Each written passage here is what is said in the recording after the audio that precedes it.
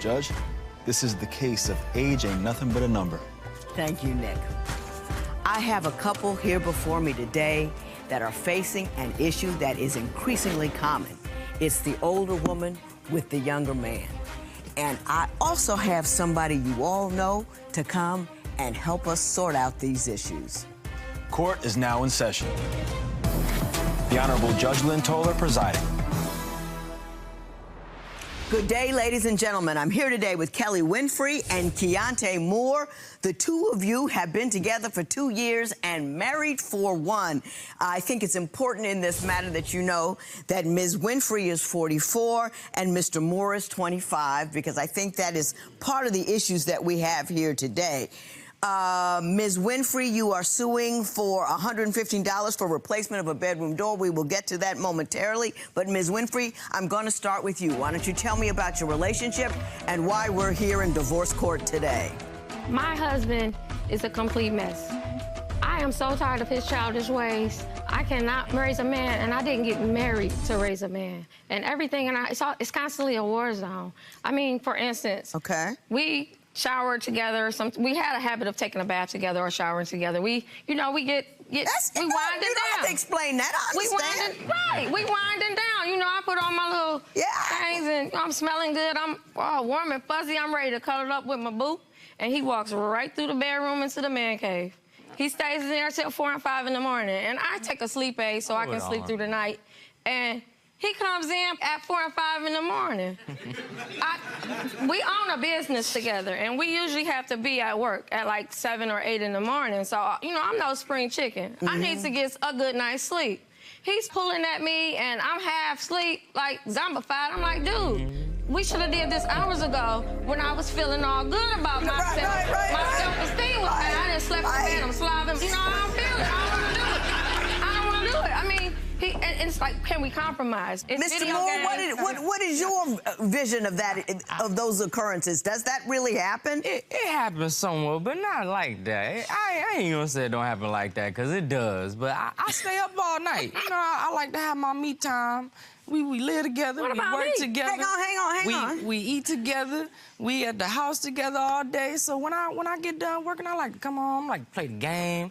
You know, I like that. And I stay up all night. I mean, I do. All night. You stay up all night playing that video game? No, I just be up. You know, I play the video game for long hours, and then I come in the bedroom. And, you know, we do got work in a couple hours, but you know, I'm trying to start the morning off right. You know, I'm trying to get it in and wake up in a good mood. You know, so we can get in and get to work feeling good. Right. Do you ever consider not only what she likes, but what she needs? I think I do. You think you do? Yeah, but I could say my life's come a little before some time. Right. I ain't gonna lie. You knew how old he was when you married him, right? Absolutely. That's part of the reason I married him. I don't want no old man. You don't want no old man? When you saw him and spoke to him and dealt with him, what about him said to you, husband, to you? That was his decision. Everything did. I took charge. I told him he was too young for me. I have a daughter 2.5 years younger than him. And I told him he was too young for me. And he just insisted he was not going to leave me alone. Okay. What about when you saw her, what did you say? Yep, I'm ready to settle down. What was it? It was just everything about her. She just knew what she wanted. She knew what she needed, and I felt like I could provide those things, and I could be there for her. And I love her personality and her company. And being around her. Hold on, because she bought me the TV. He did way better than you did. I feel like she gotta slow her roll there. She be trying to mama me sometimes, and I be trying to, you know, just trying to give me some examples of when she tries to mama you. When did she do that? So I come home from work in the beginning of the day, you know, I'm like, clean up the house. I like to come home to a clean house. So I come in, and the house is just filthy. Dishes is piled in the sink. And messy, it's filthy. Crumbs on the floor and food on the table. And I gotta say something to the kids. Like, y'all been here all day. Y'all not doing nothing? Y'all ain't cleaning up? And then she wanna interject like, you can't talk to them like that. You gotta talk to them better. And I'm like, attack methods. I give them everything they want. So when I say something that you need to be doing, you should be able to be like, okay. When you say you give them everything you want, what kind of thing? Take them out, take them to do their favorite things. I play with them. I take them to go buy stuff. So you treat them like they're your own? Yeah. Absolutely. Is he accurate? Is he right about that? Yes, ma'am. He does. He even does one-on-one dates with them. So when he does try to come in and bring order, do you support him in that, or are you supporting the kids in their disorder? No, I never support disorder in the children. And I don't say it to him in front of them. He just doesn't like me to say it to him. What I tell him is, it's your approach to them. They aren't babies, and you know, my children didn't really grow up with a father figure in the home. It's always been me. So I'm telling him, you have to approach them in a way that they'll receive your message, or all they hear is, why is he in my face? He ain't my daddy. Right. Who is he talking to like that? You know? What's his approach? What kind of things does he say? He's very, he over there smiling and everything like he nice. But he is nice. Those eyebrows go down in the middle.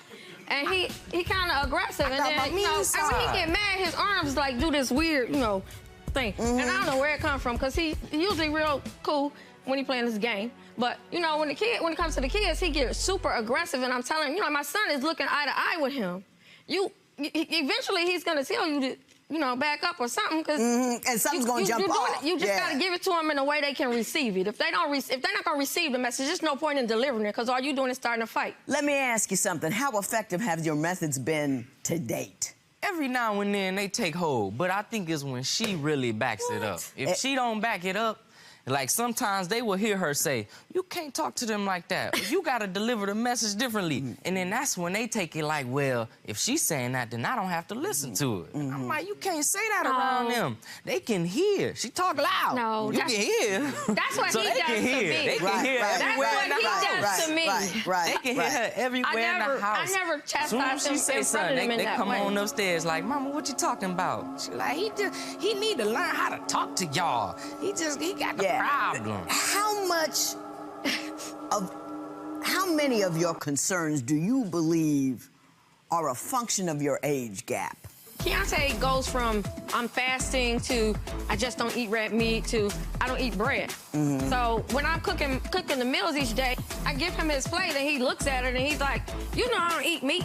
I'm like, well, yesterday you weren't eating anything. Right. I don't know what you're doing. This is what I say to the 24-year-old in my house who looks at my food funny.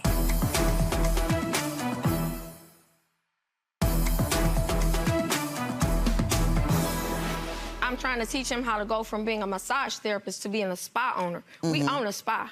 So when I'm telling him that there's certain things that have to be done on a regular basis, and, you know, systems and rules have to be set into place, even though we are the spa owners, we need to abide by these rules as well to keep it running. He's like running it like it's a hobby. It's like, and then he changes his occupation every other day. What difficulties do you believe are a function of your age gap? I think just the communication. Where Explain that to me. Just where she kind of see things her way, and I kind of admit I live in my own world sometimes. All the time. I do my All own the time. thing. Not all the time, sometimes. Most of the time. So I try to understand. Well, I do my best to understand where she's coming from, but I want her to see where I'm coming from. And when it comes to that... So you don't think she hears you when you speak? I can't hear. Yeah. She can't hear for real. You know I can't hear. But... Yeah, you don't hear me when I talk. I can't hear nobody. I'm ready to argue. I'm ready to yell. He make me so mad. Having said that, I'm going to say this. I have brought in someone who, you know, I'm younger than my husband, but I brought in someone who most people know, and a lot of people know, who have dealt with this issue of an age gap in which the woman is older than the man. I would like to introduce, for her wisdom and life experience, Angie Stone. Oh, my God. Wow. Ms. Stone, what a pleasure. Oh, my goodness. Good to see you. Good to see you. As always, you know, I'm a fan of the show. Well, good. Thank you so much. Ms. Stone, you've had experience in dating younger men. What do you see as the biggest problems, and what advice would you have for the two of them? One thing I've learned in life is that you can't skip over to experience. As a young man, 25 years old, he can't jump to being 40 plus when experience has to happen. So patience has to play a huge part. And a part of that means letting him get to the place where you've already been. You've got to allow that because he can't understand or adapt to 20 years before his time. The other thing is having young children almost the same age as your husband, that's a no-no. They're never gonna give him the same amount of respect because they have a father. And they're always gonna compare them because they're in the same age group. And as a result, they're living the same lifestyle. But in this case, you're expecting him to be 20 years beyond what he is. He can't. His mind can't move that quickly because life is still happening for him. As you, but it's really patience, understanding, sitting down with your kids, talking to your kids about, look, I realize you guys are the same. Now, you can't help who you love. At the end of the day, the heart is this big. I love younger men, but I know who I am and I know what I'm getting into before I get into it. Ms. Stone, I want to thank you so much for coming. Life experience is so valuable, and I appreciate you sharing yours with us. Thank you so much for coming. I love you, and I'll be watching. You think aggression should work. I'm the man of the house, and this should work. But if you continue to do that which is not working, that just makes you a crazy person because you already know it doesn't work. Since we have been talking about Mr. Moore's relationship to the children, I do have a video from one of your children to talk about how she feels about what's going on. So I'll ask you to turn and take a look. So if I could give any advice to my mom, it would be that, you know, I don't feel like you should jump into anything. I feel like, you know, Keontae is a great guy. He's not a bad dude. We all love him just as much as you do. But I feel like you did jump into him just a little too soon. And I feel like, you know, you don't have to settle for anything less than you deserve. Not saying that he's, you know, anything less of a person. I'm just saying, you know, you deserve a lot more.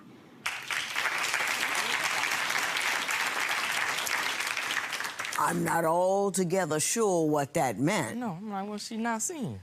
How do you think she feels about the way he interacts with them? I could pretty much say she thinks he's crazy. Or than me, because I'm crazy, but he's a little bit crazier than I am. He's just chaotic. He argues about everything. Nothing is a discussion. It's always a fight. Give me one of the craziest things he's argued about. Well, he's all over the place. So I cook every day. We eat as a family, and we pray as a family. Keontae goes from I'm fasting to I just don't eat red meat to I don't eat bread. So when I'm cooking the meals each day, he doesn't say anything. I'm done cooking, and I serve him his plate first. I give him his plate, and he looks at it, and he's like, you know I don't eat meat. I'm like, well, yesterday you weren't eating anything. Right, so right. I don't know what you're doing. Mr. Moore, is that accurate? And she just don't listen to me. She never remembers what I say to her. And then I have to relay it to her. And after relaying it to her, I'm already a little frustrated. I'm quick to a little irritation. This is what I say to the 24-year-old at my house who looks at my food funny. This is not a restaurant. You want to go to one, go. Well, this is what's for dinner. Period, end of story. Dump it right in his lap. There it is. I really don't care if he eat no more. You asked for $115 for a bedroom door replacement. I'm not going to give you any money because I don't think you're going to leave him. But I would like to know what he did to the door. Well, we were having a petty argument. Don't even remember what it was about. It could be something really minute. And he went from 0 to 17,000 in 15 seconds. I left home and came back 5 times, and he was still mad. So one of the times he was in the bathroom yelling, I'm like, what are you mad about? You know what I'm mad about? And he punched a hole in the door. Now we gotta live there. Well, I gotta live there. I don't know about... Right, yeah. Did you do that? She was provoking me. She just kept talking and talking and talking about it, just bothering me. So now I talk too much. Yeah, you love to talk.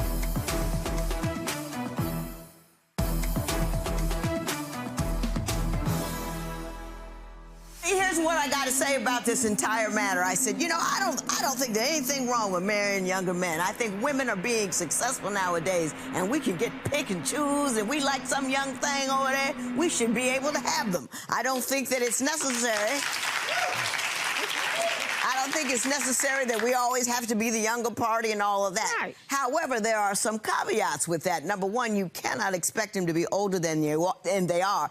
And everybody get mad at me if they want to, but at 24, they're not as mature as we are at 24. Right. We are able to suppress what we need in order to honor and assist other people easier than men do, because we're natural-born nurturers. Our egos, which is nothing but an emotion, how they feel about how other people feel about them, they got all that emotional crap in their way, so they can't level up like we do in new circumstances. Though you can't expect him to level up quickly, you can assist him in so doing and not be mad about where he is, but assist him in becoming grown, because you picked, no, you picked him. You picked him. You picked. And he married his instructor and don't want to be instructor. Hey, listen, a lot of guys thought they picked me. I picked the one I wanted. It ain't got nothing to do with the ones that lined up. It's the one I like that I get. Now, you wanted to get married, Mr. Moore? Mm-hmm. You have to act like a grown man. You have to understand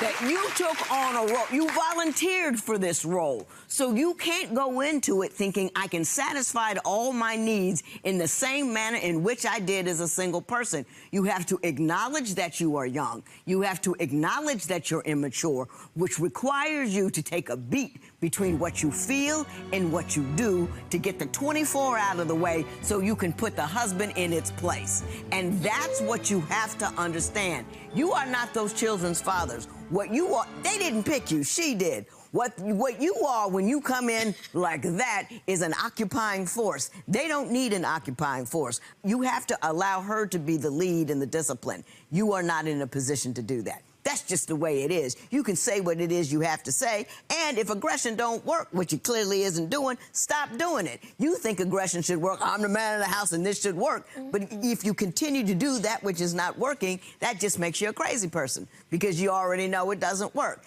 That's because your ego can't come first. You have to replace it with husband. And you have to say, this feels right, but it is not accomplishing what I need. You got me? Yes, yes. And it had nothing to do with your age. That's just dudes. I don't think you're leaving one another. You shouldn't pop that hole in the door, but you ain't leaving one another, so I'm not granting you anything. There will be no recovery in this matter. It is so ordered. Thank you, Your Honor. Thanks.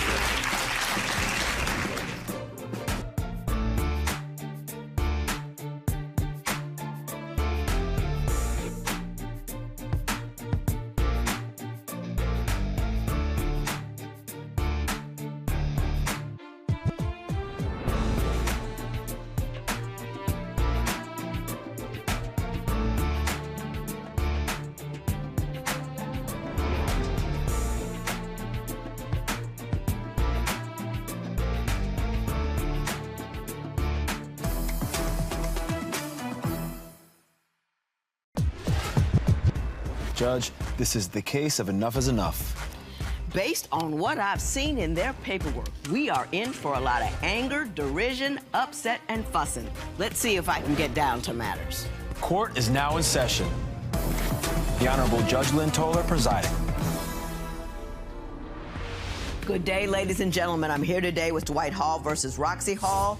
The two of you have been together 5 years, married for 2. You do not want to be married anymore. Mr. Hall, you are seeking $1,760 from your wife as you go for lost wages. We will discuss that momentarily, but before we do, Mr. Hall, I'm going to start with you. Why don't you tell me a little bit about your marriage and why we're here today? Well, Roxy proposed to me, and now I'm proposing divorce. Well, that was clear. Yes, ma'am. Roxy's very controlling. She controls me at work and everything. How does she control you at work? She actually follows me to work. And one time, she followed me to work, and to actually see what I'm doing and where I'm at. And instead of going home, she actually used the restroom in the car to stop from going home and to be at work with me. She's also very controlling. She Well, that was a good enough story right there. I'll get back to you. I'm gonna ask Ms. Hall, did you follow the man to work and was so busy spying on him you couldn't leave the car to go to the bathroom, so you used it in the car? That's not what happened. That's very not true. Yes, it is. It did happen. Hang on. What do you say happened, Mrs. Hall? What happened was I was being overly concerned about my husband in the transportation with the car that was running hot at that time. Oh, man, you weren't concerned. Hang on. So you were concerned about his car operating well. Go ahead. Right, I was concerned about the car operating well. Just making sure... Stop. No. Go ahead. Just making sure he got there safely, nothing happened, the car didn't blow up. At that time, we only had one phone. At that time, I wasn't working.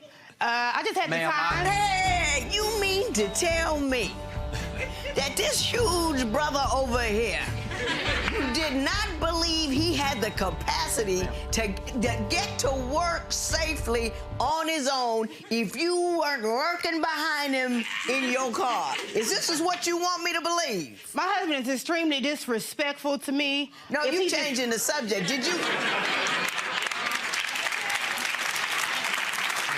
Yes, ma'am. No, wait a minute. I want to get to what I want to get to. Yes, ma'am. Did you go to the bathroom in the car? Unfortunately, I have a condition. Unfortunately. Ma'am, she always uses, everything is a condition with her. Everything is always, it's an excuse for everything. So how long were you observing him from your car? I wasn't observing him from my car. He went into work. Well, what were you doing? What were you doing in the car? Hey. What were you doing in the car when you had to use the bathroom on yourself?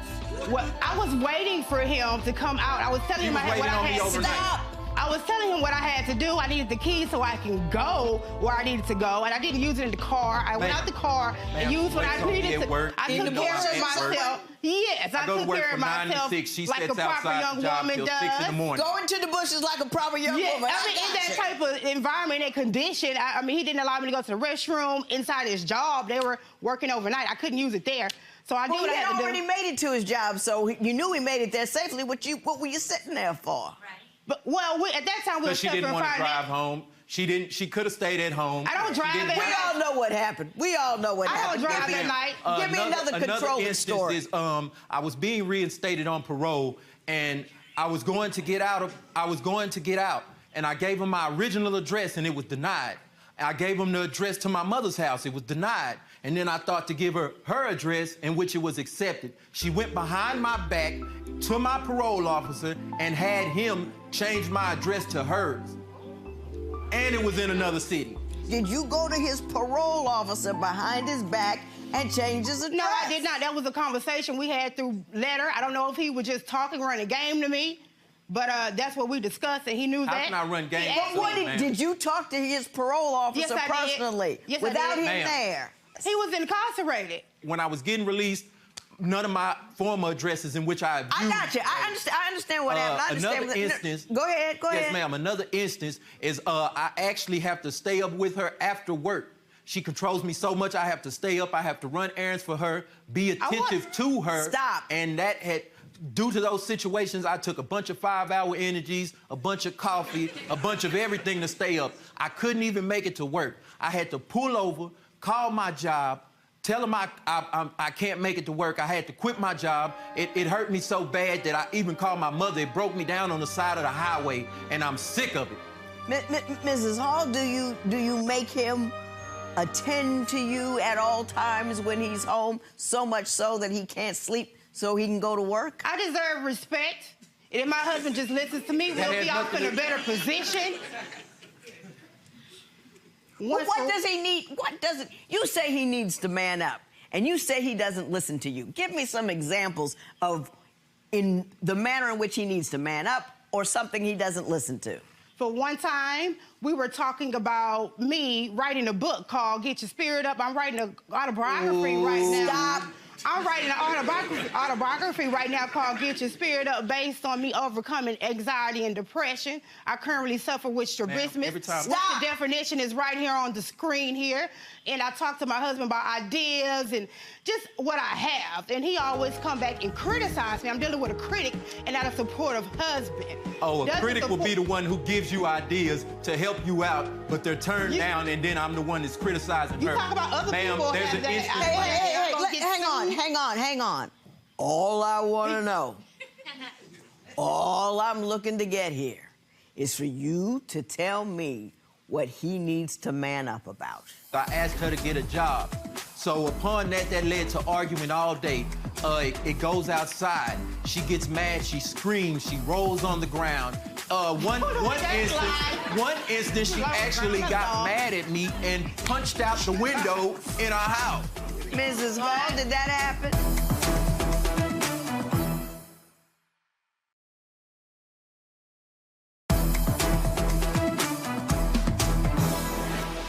My husband caused panic attacks in my life. I had to go to therapy. I asked my husband to come with me to therapy. What therapy have you been to? I asked my husband to come with me to therapy that you said Where was I at when this happened? and ignored me. I was once prescribed medication, but I come to find out that I do better with therapy. I do better with conversation, explaining myself. But he came to therapy with you. No, I came, I listened to her. They prescribed her medication.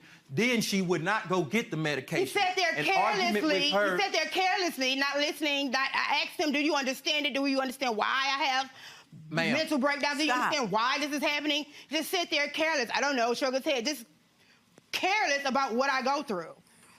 Well, what would you like him to do that he's not doing? Ask questions. Be attentive to me. I deserve respect. I need respect from him. Ma'am, I ask her questions when she doesn't want to go to work. You say he can't hold down a job. Is that true? How many jobs has he had in the 2 years you've been married? Not as many as her. If you interrupt me again, I'm going to sit you down right in that chair over there. Down, yes. Judge Toler.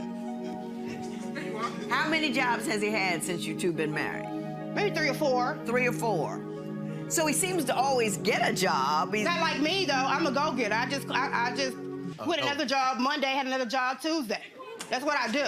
I'm a go-getter. I hustle a lot. And then I even hustle for my husband. I put him in positions. I put my husband in positions to go get the job. I fill out applications. I fill out the resumes. I do what I have to do. Let me ask you a question, and I do so at my own peril, but you say you've actually had 12-hour-long arguments with Mrs. Hall. Without interruption, please tell me, give me an example of that. Okay, an example of that is we had a disagreement about money issues. I asked her to get a job, and she uses her conditions as crutches is to not have the job. So upon that led to arguing all day. It goes outside. She gets mad, she screams, she rolls on the ground.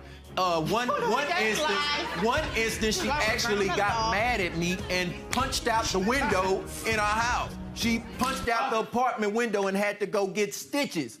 Mrs. Hall, did that happen? The neighbors, at our first apartment together, the neighbors had to come over after hours of screaming. They come and knock on the door and ask me. You mean the disrespectful They told me that they were going to call the laws and have her removed from the apartment complex. So I told my neighbors, that's my wife. Please don't. I had to beg all of my neighbors not Don't call the to have police. Her. Exactly. Judge, you don't have a marriage license? Did you put the... You what? We don't have a marriage. She burnt up the marriage license. We are legally married, but we don't have a marriage license today. She crumbled it up and burnt it up. What happened to it? You burned it up? Is he right? Did you light it up? I burnt it up. Well, she crumbled it up, and then she burnt it up. My husband likes to walk away from me as if I'm his girlfriend. We're not married, none of that. I walk away from the 12-hour tantrums and fights. So did you roll around on the ground? No, ma'am. I balled up my marriage license. Did you put your fist through the window? Unfortunately. We were in the apartment. We were having an argument in the bedroom. And upon me going to leave out the door, she throws a knife, bam, into the wall. I left the knife in the wall for 2 days before I even pulled it out. Did any of that stuff happen? Wait What's he doing to you? Disrespectful to me every day, all day. He called me names. What kind of names does he call you? Oh! Every time we get into an argument, my new names are bitches and hoes. Then That's she what he called me, bitches and hoes. He walks away from me. Everything I say. An instance of this is if I say, okay, well, you're being disrespectful to me. No, you're being disrespectful to me. And it goes back and forth. And that's what turns into the 12-hour arguments. And I try to walk away from her to de-escalate the situation. Tell me about the time with the hammer. Okay, it was actually a knife. We were in the apartment. We were having an argument in the bedroom. And upon me going to leave out the door, she throws a knife, bam, into the wall. I left the knife in the wall for 2 days before I even pulled it out.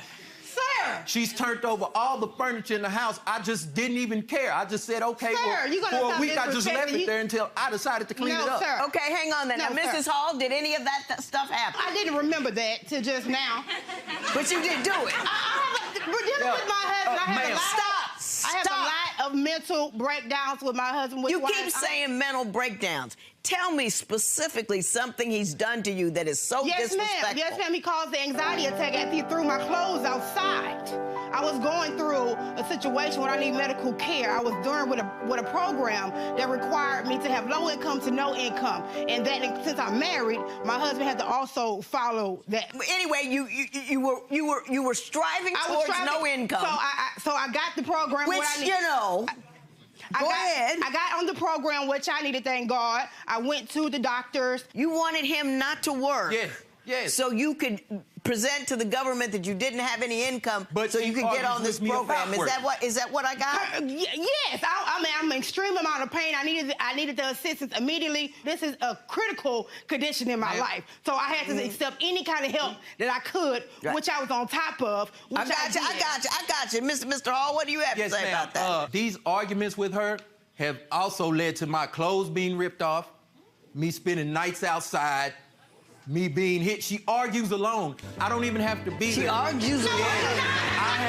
I have came back to our home, and everyone, I've even heard her, and the neighbors hear her. And they come to me and they're like, oh, we thought she was arguing with you. You're not even up there. I haven't been here in hours. She's still arguing and screaming about me, and I'm not even there. Are you arguing and screaming at home? I'm on the phone talking to my loved ones, explaining the hurt and trauma that I'm experiencing. I'm not talking to myself. Lies. Mr. Hall, you want $1,760 for lost wages. Explain that to me, please. Yes, ma'am. I just got this job doing highway construction, in which the job was intended so we could move on and advance in life. Well, she goes in my phone. She sees a text from my supervisor. So at that point in time, we discussed how we both going to get to work because we had one vehicle. Okay, she says, okay, Uber. We talk about it. I agree with it.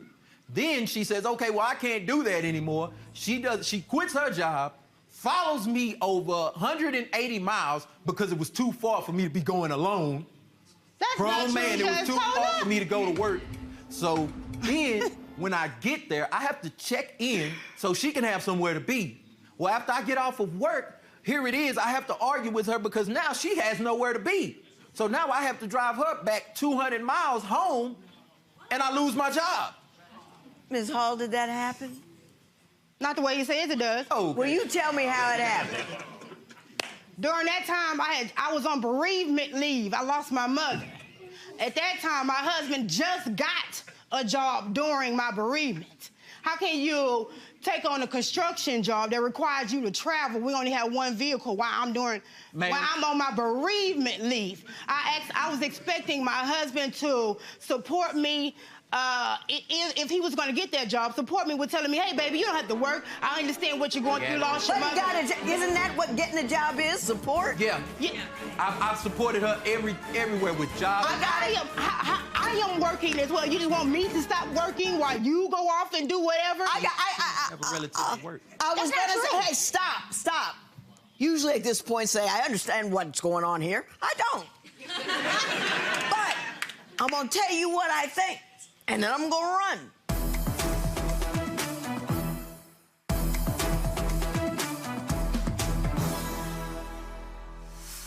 You wanna know something? I I don't care what condition you have. The cortisol and the adrenaline that pulls up in your body when you are angry makes it worse. I'm just telling you, stress will kill you.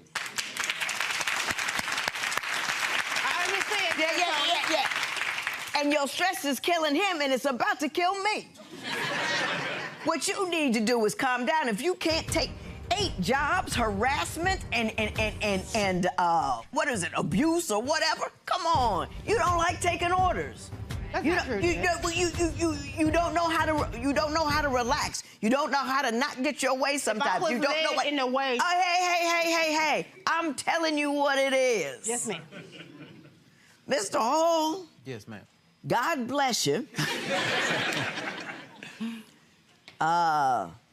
I can't give you that money because it was decisions that you made. Yes, ma'am. You know what I mean? You made a decision to take this job and this place, and you knew she was kind of out there, and she was going through a thing. I can't say she is monetarily and fiscally responsible for that decision that you made. I understand why you made it, and it was her fault, but it's not something I can reward you for. Yes. Let me say this. This man has a record, and this man's trying to work. This man's trying to do the right thing. Either you can be some peace in his ear, or you can be a place in his past. And I think that he deserves better than what you've given him.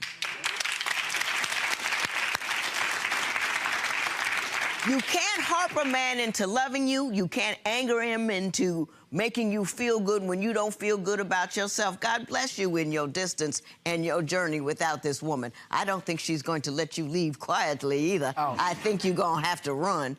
But, Ms. Hall, you're probably not a bad person at all, but you get stuck on the wrong stuff, you stay stuck, and then you can't get unstuck, and the next thing you know, the only thing you lost is him. There will be no recovery in this matter. It is so ordered. Thank you. How do we move forward after leaving here? I am a person and not a problem. I'm going to continue to work on my marriage. I'm not leaving my husband. I've tried, I've gave it my all. I mean, I've heard this line 1,000,000 times before. I'm just not up for it anymore, man. I'm adamant about getting a divorce, so that's what I'm going to pursue.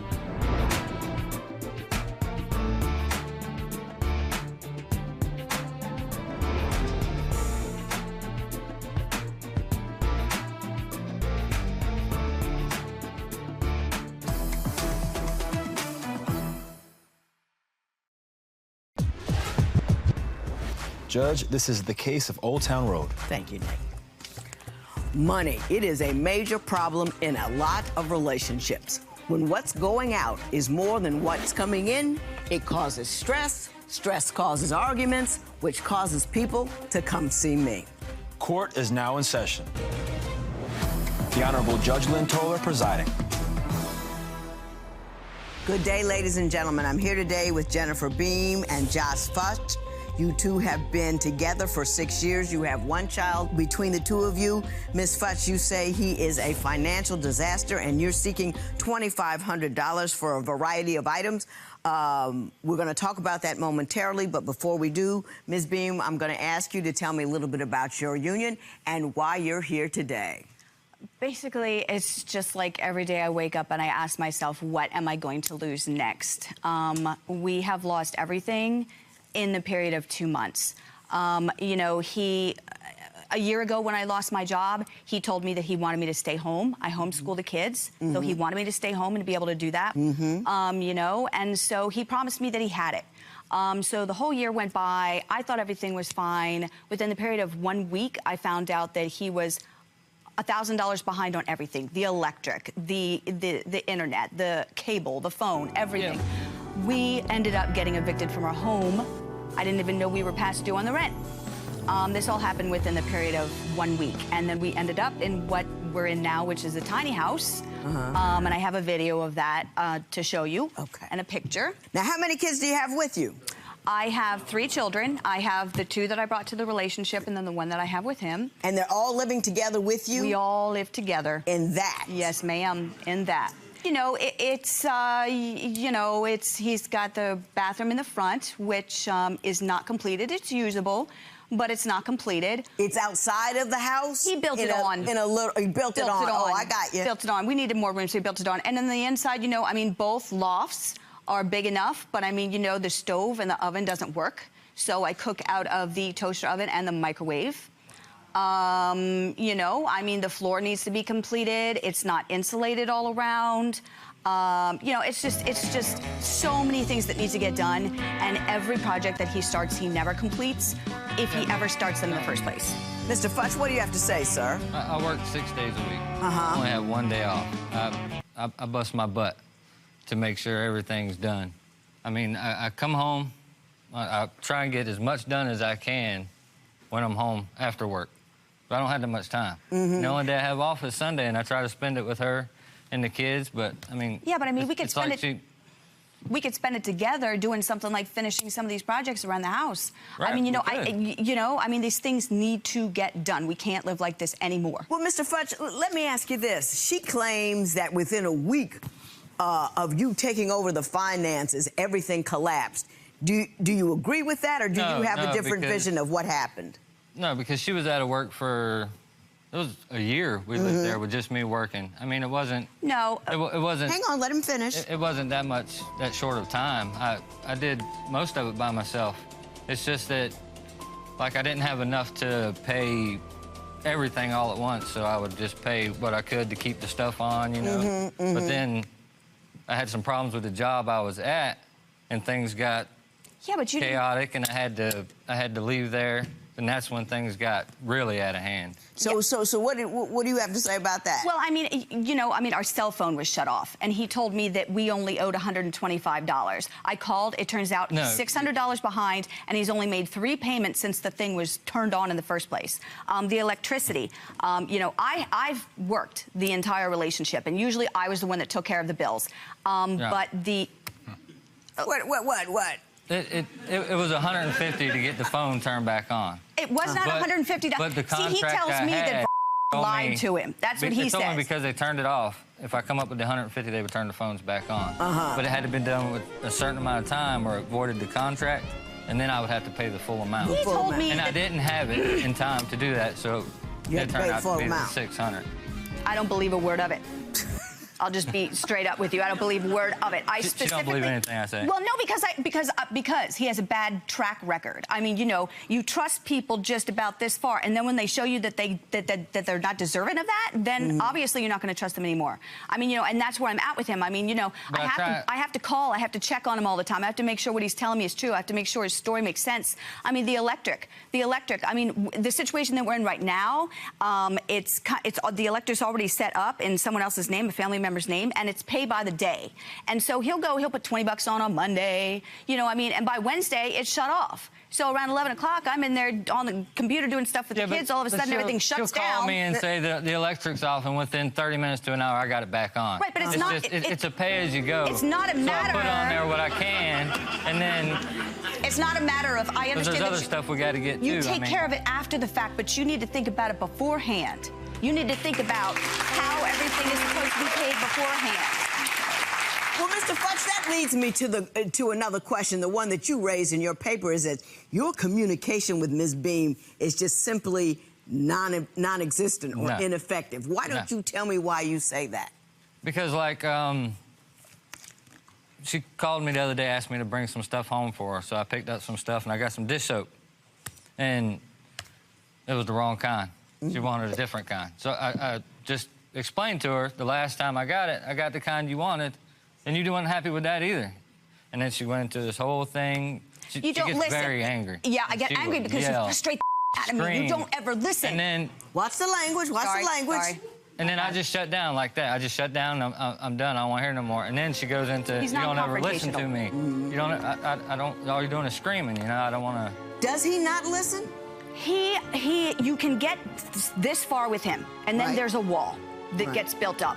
And I think it's a defense mechanism, maybe. He doesn't want to hear it. He feels like he's not getting enough affection in the relationship right now, and it's because I don't have any kind of connection with him. You know, like, I don't feel like he's taking care of his business, so I don't feel attracted to him. And come in and give her a hug and try and kiss her, and she'll push me away and say, I ain't got time for a hug right now. If I got time, I'll give you one later. Well, I got 3 kids. Later never comes. I got stuff to do. You know what I mean? You got time for a hug. I don't got time for a hug. It takes a nanosecond. Oh, we'll sit down. Don't sell me that. We'll sit down on the couch at night to watch a movie. I want to snuggle up with her. And don't put your arm around me. You can sit next to me, but don't get too close. I don't say that. You can sit next to me, but don't get too close. Yeah, you don't pull on me. I don't know.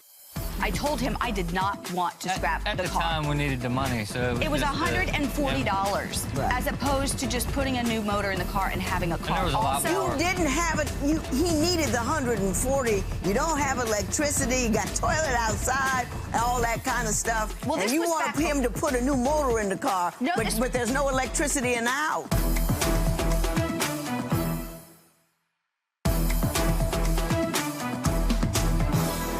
What's going on? I don't know what it is. I mean, I just feel like he's just, you know what I mean? Like, it used to be there, you know? I don't know where it went. I still love him. I love him with every ounce of me, but he's irresponsible. You know, like there are things that I want him to do. I have 3 horses, and I have just a little barn, just a tiny little barn out back. I know, I have a lot of ridiculous responsibilities, and I have no money, but I thought everything was fine a year ago, you know? I thought everything was fine. So anyway, these 3 horses kind of just fell into my lap. Anyway, so I have horses don't fall on your lap. They did.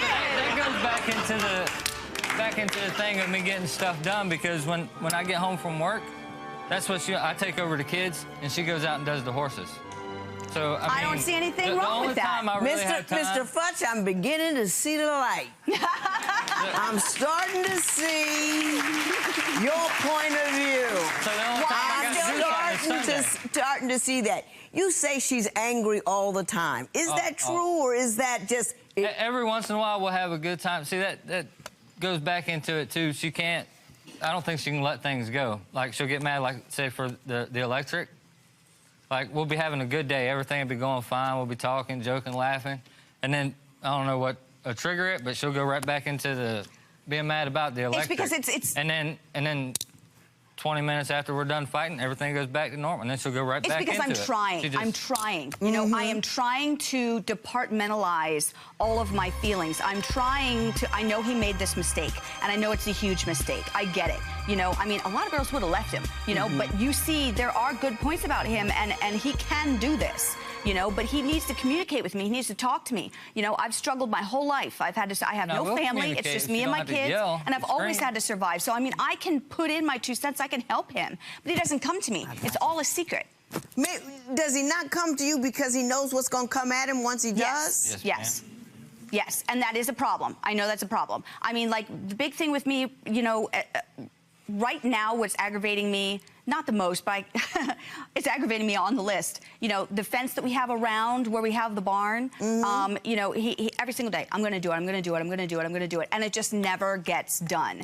And it's the same way with everything else. So, okay, I mean, like, this will just show you, that's where the horses are at there. And then this is all stuff like that's all broken right there. Is this property you rent? No, this is family-owned property that we're parked on. And see, all that all needs to be fixed. That post was falling down. The horses can't be in certain areas. You can't have barbed wire with horses. It all needs to be fixed. Like I said, I work 6 days a week. I have 1 day off. When I get home, she goes out with the horses. I don't really have time except for on Sunday. And I don't mind doing it. I'll do a little bit on Sunday, but I don't want to spend my whole day. There's one last thing I want to talk about. You say he's disrespectful because he threw your dog away without your permission. That is absolutely what broke my heart the most. Tell me what happened. Well, you know, I had this dog for 8 years. 8 years. Bought her as a puppy, put clothes on her and stuff. I mean, you know, you know, and she meant so much to me. Is he bull terrier? Yeah, well, she's a mix, Yeah. Mix. Oh, I got one. And I mean, she just meant so much to me. You know, she was my ride or die. She was with me through everything, okay? And what he do? What I have to say to you is this. What you doing with 3 horses living in a shed? Horses are expensive. They gotta eat, they have to have vet bills, their feet have to be taken care of, they have to have all that kind of stuff, and you got some horses. What's up with that? What happened was, I was at the hospital having his baby, and I left his in charge of the dog. I mean, she was tied up outside, whatever. I guess apparently she was screaming and crying, so he told them to take her, pack her up in the car, and just drop her off. And so that's what they did. They packed her up in the back of the car, and they just dropped her off in the middle of nowhere. Mr. Futz, do you have a response to that? That's a little cold. I take full responsibility for that. I did do that. She was pregnant. She was complaining. You know, the dog was starting to stink. And oh, my God, really? It was an old dog. It was getting old. Oh, so yeah. She was stressed out, and I did that. I thought it was... You know, that's something that requires a conversation. You know what I'm saying? It requires a conversation and a decision. She's kind of got to be led into, you know, it's time to let him go because we're just not in a position to care for him, that kind of thing. I take full responsibility. You understand why he did it, though? He didn't do it to hurt you. Well, yeah, but this is my problem, though. When I came home from the hospital, I didn't know where the dog was at, obviously. So I'm standing out in the driveway calling her name. He's telling me, oh, she's probably just at a neighbor's house. She'll be back. They lied to me about it. I did. I did not tell her right away. So I got it. So, Ms. Beam, you're seeking $2,500, one for the value of a car and the plates for the car. Tell me what you're talking about here. Okay, well, when I was an independent single mother when I came into this relationship. Right. And I had a car. And so, but I didn't really maintain it quite so well, so the motor was starting to tap. And, you know, he's a mechanic. He could have easily fixed it. But, you know, he let it go. And, I mean, you know, it's not much. It was just all I had. And so, I mean, I bought it, you know, with money that you know what I mean? It's so his sin is not fixing the car that you didn't take care of. He's not fixing, well, no, not, well, that. But the motor finally went in it. I told him we could just replace it. Wouldn't be that expensive to buy a new motor. And instead, he decided to scrap it. I told him I did not want to scrap the car. At the time, we needed the money, so it was $140 as opposed to just putting a new motor in the car and having a car. And there was a lot more. You didn't have it. He needed the $140. You don't have electricity. You got toilet outside, all that kind of stuff. Well, and you want him to put a new motor in the car, but there's no electricity in the house. This was back before all that. This was back. Well, how long ago was it? This was about 3 years 4 years ago. Oh, let me tell you what. Yeah, but I mean, the Florida plates, how it works in Florida is if you have a car and you have plates on it, you keep those plates and then you buy a new car and you put those plates on that car. If you don't have plates and you buy a car, you have to buy more plates. It's like $500. I gotcha. You know, so now I'm in that position where I got to pay that money plus buy a new car. You know, and I feel like we almost kind of subconscious. Off the car. She just don't remember where we put them. Well, that's not what you told me before. Yeah. Now we got. Okay. You have them. I'm sure that's what happened. Let me say a few things. Number one, you're not getting any money. Okay. The doctrine of latches, this was 3 years ago, you know. He's not responsible for the fact that you didn't take care of the car. And you were relying him on to making financial decisions. You guys were in it to win it together and whatever. And he did take the plates off the car and can't find him. And I saw the mess that's going on over there. I believe he can't find him.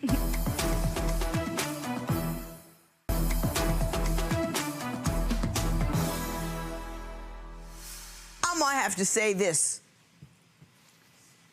You've put yourself in a situation in which finances are going to perpetually be a problem because you made a decision to stay at home, which, by the way, is perfectly reasonable under your circumstances, given the number of children that you have and the fact that you do have one that needs special attention. And I get that, and I'm never mad about that decision. But what I have to say to you is this. What you doing with 3 horses living in a shed? Horses are expensive. They gotta eat, they have to have vet bills, their feet have to be taken care of, they have to have all that kind of stuff, and you got some horses. What's up with that? Well, I had them before I knew that we... And when stuff gets shaky, you sell them. And you use that money to put linoleum on the floor, whatever they put on the floor these days, get a bet. You know, people, you can't have everything you want and then complain about not having what you need. Understood. Horses are discretionary. Horses are fun. Horses are lovely, but horses are very, very expensive. You have to help this man maintain this household. When you've made the decision to stay home, that also includes a decision to marshal your money in a way that best allows you to continue to stay there. And that's not what you're doing. That's number one. Number two, I didn't get any information that would seem to indicate my man is taking his money and flailing it about around town with the hookers or the holes or nothing like that. He brings home what he has and says, here it is. Let's do the best that we can with it. In order to encourage consistent and constant communication about the situation that you happen to be in, you've got to be able to receive that information without going crazy. You know what I'm saying? He's doing the best he can. You know? And if he knows that he's going to run into a whole lot of static when he shares it, what he's going to do is borrow from Peter to pay Paul, put a little on this, put a little on that, to keep you and the horsies quiet. If you don't like your financial situation, you be a part of the solution. And that solution involves giving up some of the things that you want and enjoy in order to help him supply you with the things that you need. That's it. That's right. There'll be no recovery in this matter. It is so ordered.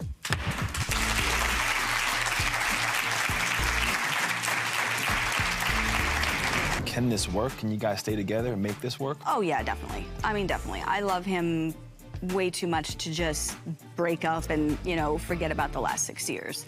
As long as we can communicate with each other, which is key. I mean, if you can't talk to each other, you don't have anything.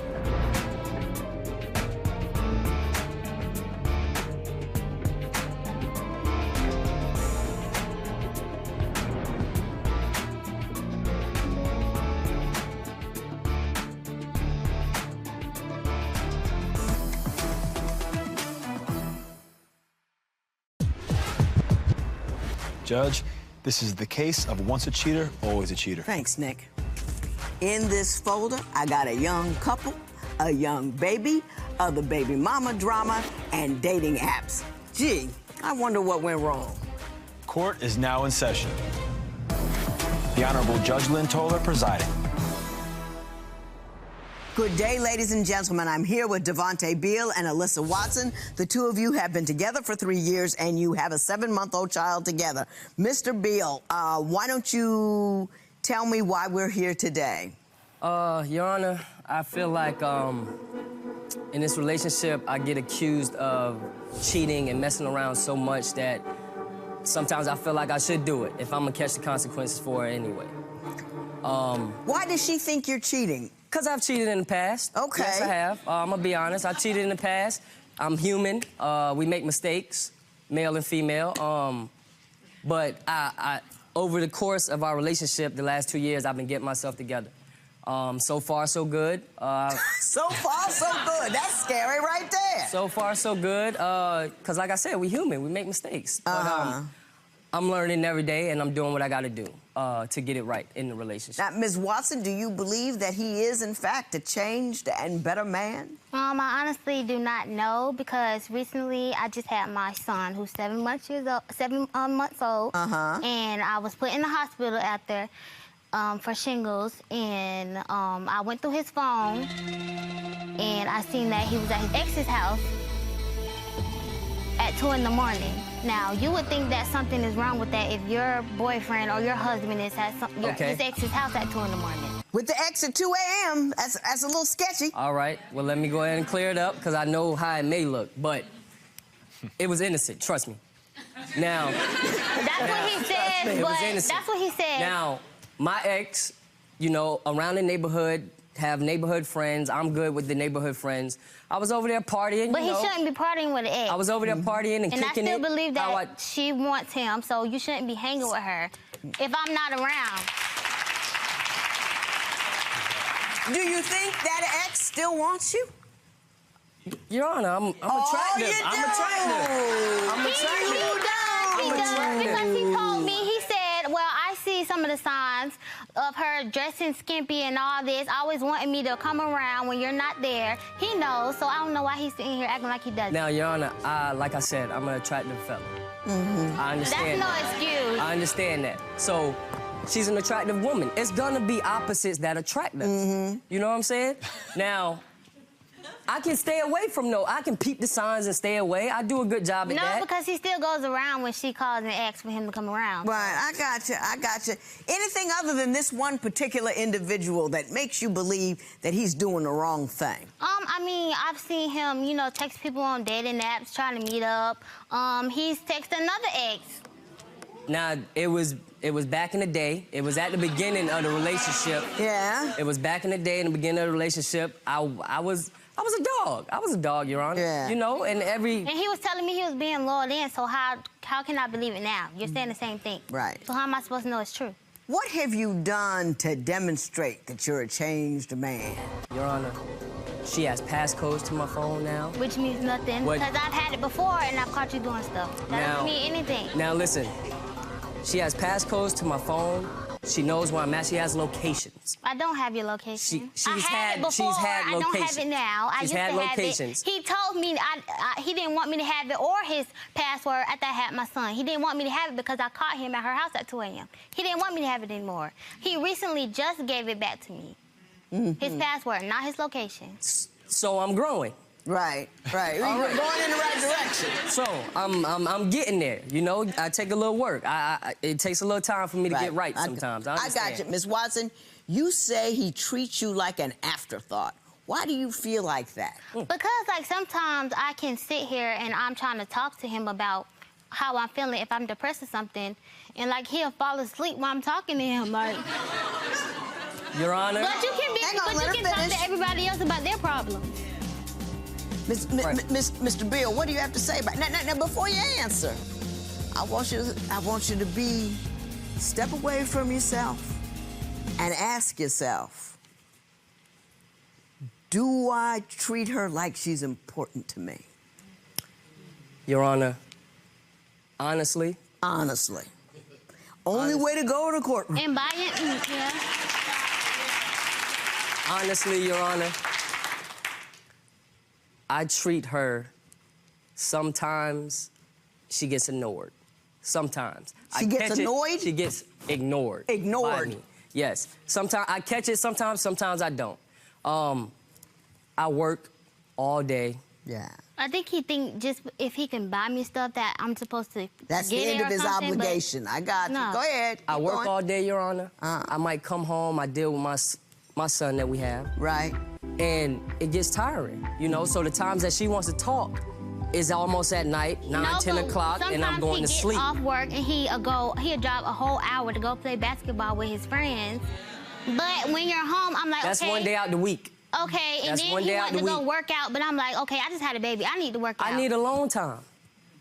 I need alone time sometimes. I'm home with the baby all the time. I don't get alone time. You're right, but when I come home, I help you too. And then sometimes I'm like, we don't spend enough time with each other. Why can't we go out? Like, make some time for us to go out instead of going. Do you make time for her? Is she just the mother of your baby and the woman in your house, or is she the love of your life? She's the love of my life, Your Honor. Do you demonstrate that? Yes, sometimes I do. Sometimes I do. No, sometimes I do. Sometimes he calls me names, he calls me stupid, dumb, says I need to grow up, and sometimes I say it back to him also, but I'm only gonna say it if you give me a reason to. I'm not. What's the worst thing he's ever said to you? Calling me the B word. No. And I say it to him too, I'm not gonna lie, I do. When he pisses me off, I say it to him also. Do you become belligerent when you're angry? Yes, ma'am. Yes, ma'am, I do. Yes, ma'am, I do. It's not okay. It's not okay at all. But for no reason at all. Like, I remember we was at his, we were at a funeral, and I was pregnant, and he had went to go get something from the gas station, and I told him to get me something to eat. I'm pregnant, I have to eat. Now, he forgot my food, and when he got back to the house, I was like, where's my food? He forgot my food. So I was crying, and he was like, what type of B are you? You're supposed to be supporting me. And I'm like, what do you mean? You forgot my food. Mr. Bill, how do you respond to that allegation? I get so agitated. Everybody's out there having babies. You know, you're able to have a baby, but you don't level up at all. Right. You know, just, oh my God.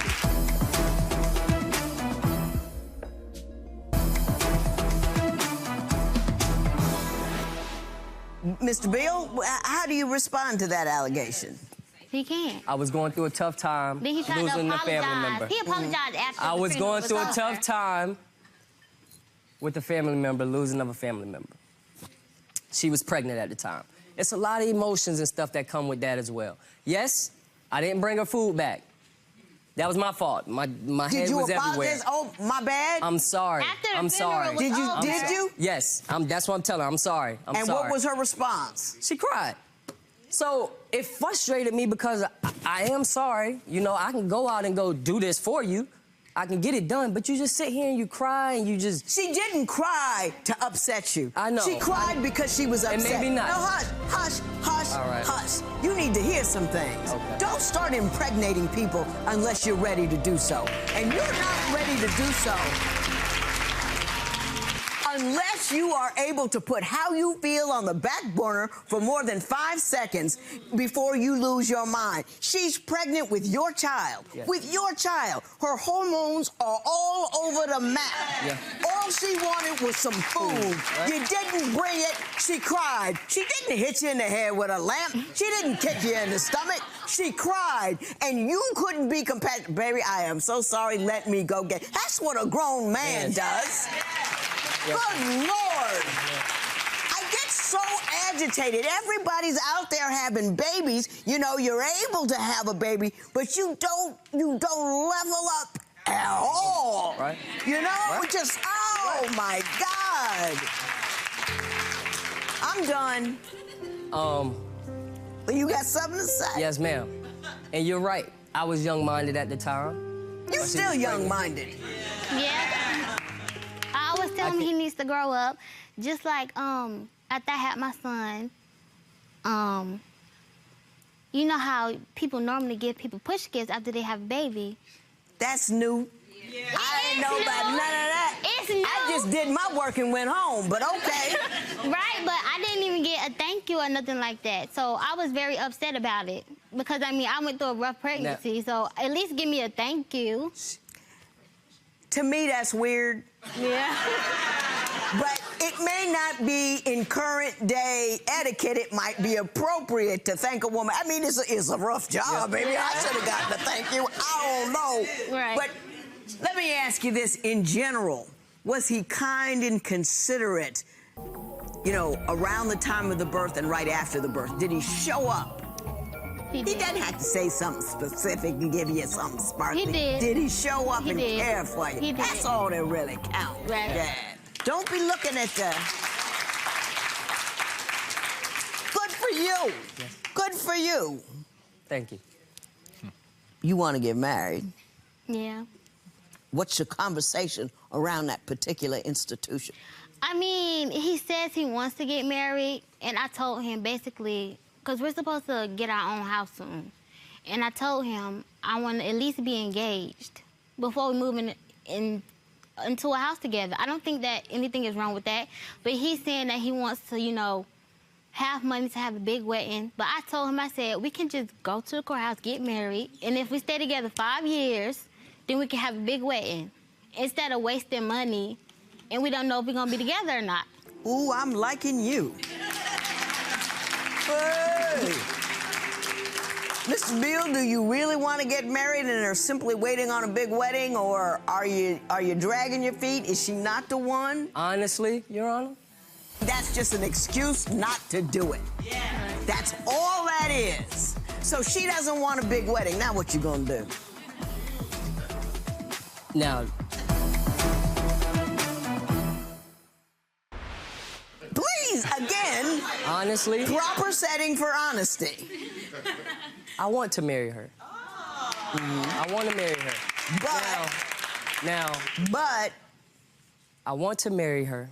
He always says I think she deserves to have a big wedding for everything that she put up with me at the beginning. I feel like that. I feel like I want to save up and give her a big wedding. I think that is the biggest load of crap ever. And let me tell you why.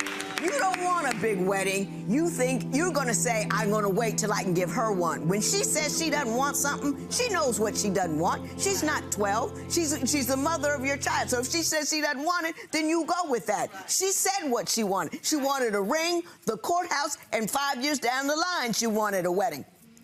Listen to what a woman says so you can give it to her. When men come in here talking about, I want to give her a big wedding, that's just an excuse not to do it. Yeah.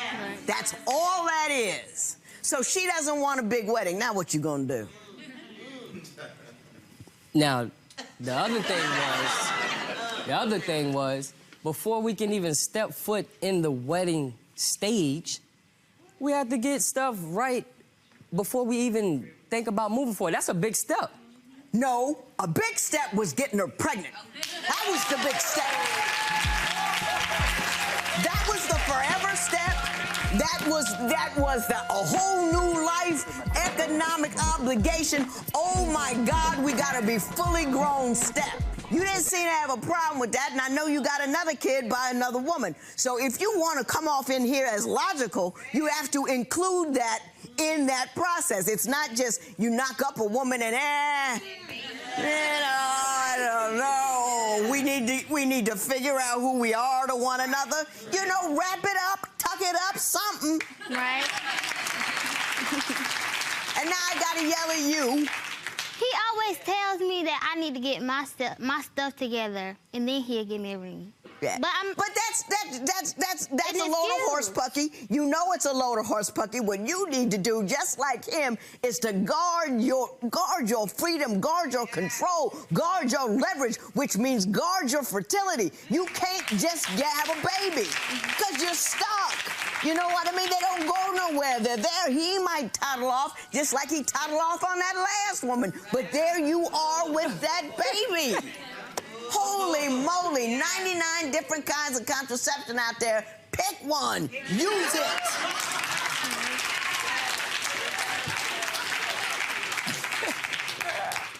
You say you want $400 from me for emotional distress.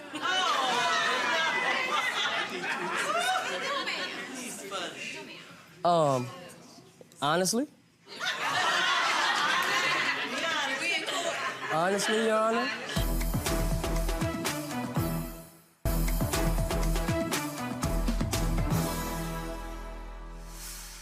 You say you want $400 from me for emotional distress. Yes, I said that. And let me tell you why. Now, I think it was like 1 week straight. We got a lot of arguing, a lot of fighting, a lot of stuff I wasn't starting, but I let her have it because she just had my child. I know postpartum plays a part in that with women, and I understood that. We talked about that. We was prepared before that. So I let a lot of that stuff slide. Now, for a whole 7 days, a whole 7 days straight, non-stop though, you know. So I took a couple days off work just to get my thoughts back together, just to see, you know, where I was at. You took time off work to recover from arguments with your lady after you just had a baby? Intense arguments with my lady. Intense. You may have to come hold me down. Go ahead. So, you know, I just felt like, you know, as much as I give, I just felt like, you know, I should receive something back for those 2 days I missed. That's all I'm saying. But I've been through so much with him. Don't say a word. Okay. You need to grow up. I'll take that. You're out here creating lives and you can't manage to conduct yourself with 7 days of distress without taking off of work. What kind of nonsense is that? Life is full of distress. Life is full of difficult things. Life is full of problems. Life is going to be much more full of problems because you can't control your fertility. So you're going to have baby mama drama here, baby mama drama there. You're going to have support payments. You're going to have difficulties. You're going to have problems. You're going to have conversations. And the last thing you can do is take off work because you owe too many people. Whatever you do, don't get installed, madam. Installation occurs when he gets you it. He's knocked you up already. He gets you in the house, gets you playing mom, gets you playing wife, and then he has absolutely no reason to put a ring on your finger. What you need to do is honor your mind, honor your future, honor your obligations, honor your options, and become the woman that you want to be, regardless of what he does. You need to be in a position to make this brother an option and not your only choice. Do you understand what I'm telling you?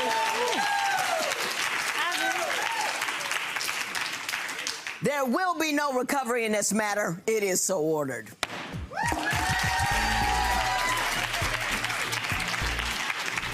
5 years from now, maybe you guys can make it to the courthouse or what? Or sooner. You know, I just need to grow up and get it together for, it's me and her. I got it.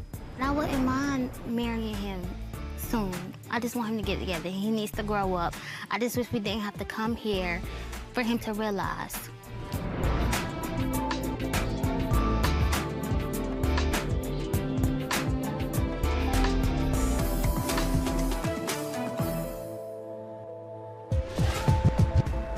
Judge, today's case, love on top. Thank you. We have two relatively young people with two very young children. One wants to keep this union together. The other one is completely out the door. Let me see which way this thing is going to go. Court is now in session. The Honorable Judge Lynn Toler presiding. Good day, ladies and gentlemen. I'm here today with Darnisha Henderson and Pedro Henderson. The two of you have been together for 8 years, married for 3. You have 2 children together, 2 years old and a 4-month-old. Ms. Henderson, you want to save this marriage. Mr. Henderson, you are done. Ms. Henderson, I'm going to start with you. Why don't you tell me what's going on? Your Honor, I know we're here in divorce court, but this is far from what I want, a divorce. I'm here to work on our marriage and take our love to the top. Pedro's far from perfect, but he's the perfect guy for me. For example, reasons I say he's imperfect. When I was 4 months pregnant, we went to the doctors for the baby, and after we left the doctor's office, he told me he had to go to work. And we kissed and said goodbye, and I'm walking down the street, and I see my husband holding a female's hand. So I walk up to him, and I say to him, Pedro, who is this? He tells me it's his girlfriend. So then, when I was 7 months pregnant, I'm getting ready for work, going to work. He tells me I have to take the baby to daycare. Why do I have to take the baby to daycare? I'm going to work. You could take him. So I'm late for work. I take the baby to daycare. I call out of work because I already feel something's wrong. I get home. Pedro moved out of my house and was gone. Packed his stuff and gone, Your Honor. Packed his stuff and gone. Mr. Henderson, you can address both of those stories independently. Let's talk about the 4-month, when she was 4 months pregnant. What happened there? I'm done. I was done, Your Honor. Like, as far as that situation, that was just telling her I was done too. Like, I didn't lie to her. Like, this is my girlfriend. Like, you feel me? So you've had that girlfriend for a while? Nah, we've been dealing off and on. We went to school together and stuff like that. Right. Yeah. How long had you been dealing with that girlfriend after you were married? A couple months. Yeah. Did you have the conversation with her at some point? We're done? Not really, but we've been having issues. Like, you could tell it was done. Like, it's always nice. Well, she was 4 months pregnant. It couldn't have been but so done. It was still stuff going on. What do you mean stuff going on? What was going on? Like, I came home, prime example, I came home drunk one night at like 3 in the morning, and her phone vibrating while she sleep. It's 3 in the morning, I'm drunk. I don't know what possessed me to go through her phone, but I just went through it. And I was scrolling, and I see the guy's name, and I see naked pictures from the guy. Sitting on couches, naked pictures, hands, calling her babe, blowing kissy faces. And the first thing she says is, oh, it's old, it's old, it's old. What? How old was it? Do you recall this event where... I don't know what he's talking about. This is news to me. This never happened. I plead the fifth. That's a whole nother kettle of fish. Yo. That's a whole nother kettle. I have no idea what he's Well, let talking me about. ask you this, Ms. Henderson. You say you want to save this union. I do. You say, and clearly he admits that he's seeing other people. Were you doing the same? No way. I'm innocent. You are innocent. I'm innocent. And she smiles at me. She's lying to the court. Yeah. She's lying to the court. Innocent. She's lying to the court. She's lying You know to the something, innocent, Mrs. why would I Henderson? be Let your me tell you friend? this. There's no way. You can't fix something if you pretend it's not broken. Absolutely. And if two things are broken, you can't just fix the one. You gotta fix them both. So if he's come to this conclusion about the state of your marriage, in part as a function of what you've done, unless you're here ready to admit what you've done, I can't help you. What have you done? What have you done? I have never done anything. Let me tell you what she's done, Your Honor. Excuse me, you've never done anything out of the way? No. So those pictures, he made that whole thing up about the naked pictures on the phone, hi babe, all that. He made all that up out of whole cloth. Okay. A cheater is a cheater. A cheater always blames someone else for their mistakes. Mr. Henderson, what would you like to say? I went through her Instagram and I seen this old man, and I don't know what made me curious to click the message. He got a whole new baby. Stop. He goes, I click the message, I go through his photos, you know, but the twist is he married too. And what was he saying in the inbox? Can we do this again? Can we do that again? What we doing here? Nick, what would you do, Nick? Nick. I dated him way before. Thank you, Nick. I dated him way before. I was a teenager when I was dating this guy, and he's still in love. Something he should be doing. So you're saying that he's messaging you years after your encounters happened? Yes. Years after the encounter? Yes. So he has a whole new baby with a whole new woman? Absolutely. How old's the baby? I don't know. Let's ask him. I don't think I like your attitude. 4 days. 4 days. 4 days. The baby is 4 days old. Okay. And how old is my baby? 4 months. 4 months old. You do the math. I know I don't like your attitude. I'm sorry, Your Honor. I didn't cheat on you, he did. I'm just asking for the story. I'm hurt. I understand that. I understand that. I didn't hurt you, though. Do you contend that her cheating came first, or were there issues that had nothing to do with cheating that led everybody to go astray? It was first. It started off like that. It started off like that. I know she was talking to other people when we got together. I was talking to other people. It started off like that. She was lying about talking to other people, but she was. I found out through her phone as usual. Guys hitting me up. Recently, I started a Facebook group, got a couple thousand people, and I add her to it. Right. And my friends in the group, and I had an argument with one of my friends. He threw a party, which Darnisha don't know him, and ends up at the party. So I'm in the studio. I get a video on my phone of Darnisha, the one that don't do nothing, right? Bending over, shaking her ass, everything, in the party. I mean, not even in the party, they outside. They're not even in a party, they outside in the parking lot. And she in the parking lot turning up. Okay. That's what she doing, you understand? Ms. Henderson, were you turning up in the parking lot?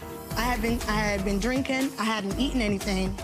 I got to the party. I was enjoying myself. I was drinking. I drank a little more. I drank too much. So she was shaking her ass in the parking lot, right?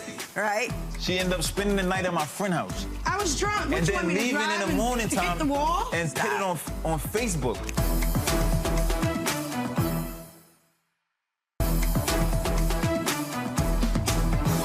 Explain the circumstance. I went to the party. I had been drinking. I hadn't eaten anything. I got to the party. I was enjoying myself. I was drinking. I drank a little more. I drank too much. I got drunk. I will admit that. I was dancing. But the same guy that sent him the video was trying to talk to me as well. He didn't tell him that. Okay. Right. And, Your Honor, yes. Back to my story. He wasn't even there when my daughter was born. I called him. I texted him. I told him it's time. Is that the 2-year-old or the 4-month-old? No, the 4-month-old. I texted him, I called him, it's time. I'm driving myself to the hospital. I'm gonna wait for you. I couldn't wait a week later when I did hear from him. Let me ask you a question. You two dated for 5 years and then got married.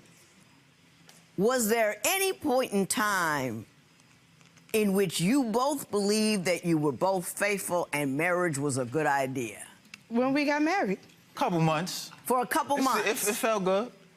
It felt good for a couple months. Then when you move with somebody, then everything goes downhill after that. Yes, Mrs. Anderson. And on top of that, in December, my son had a seizure, was hospitalized. I reached out to him. He blocked me on all social media networks. I couldn't call him. I couldn't text him. So I reached out to somebody. Hang on. I don't know that. I reached out to somebody that's mutual between us and asked him to deliver the message that my son was going to be hospitalized. I didn't hear from him for 2 weeks. My son could have been dead. How you know I got that message? Well, I didn't get no message about that. Let me ask you this, Mr. Henderson, whether I don't care if she slept with the entire NFL, she's got your babies. How could it be that you're out of contact with her completely so you don't know that your progeny is okay? Good question, Ron. I take that. I take that. But understand, I blocked her, yes, because we was going through stuff. And if she really wanted to get in touch with me, she know how to get in touch with me. So I don't know who she told to get in touch with me, but they didn't. But today... But obviously she didn't know how to get in touch with you because she was trying and was unable to do it. Point blank, Your Honor, I'm done. Like, I'm done. I got that. There's no such thing. I get that. We're on divorce court, right? There's no such thing. Hey, turn around. Till death do us part. I'm not going anywhere. I'm not signing anything. There's nothing you can do. She ain't even There's telling you, nothing Your Honor. anybody can do. I'm not getting divorced. Let me tell you, on a legal tip, you don't have to sign nothing. I'm not. He can divorce you. And if you don't participate, that just means you don't have a say in how the money gets managed or what happens with the kids. He can divorce you. He does not need your okay. He does not need your signature. He does not need your approval. Well, you do I not take have care to of sign everything on. anyway. Yeah, but I'm just telling you, legally, he can. I feel like I ain't finished my story. So she was shaking her ass in the parking lot, right? Right.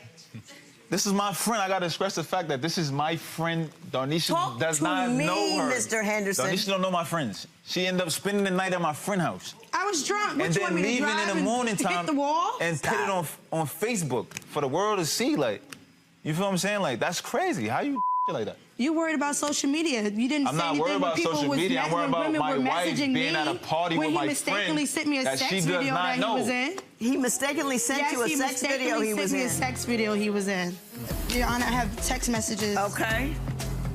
And what am I looking at? That he wants to be with this other girl and that I have to accept it. You're under 30. Can you translate this for me? Right next.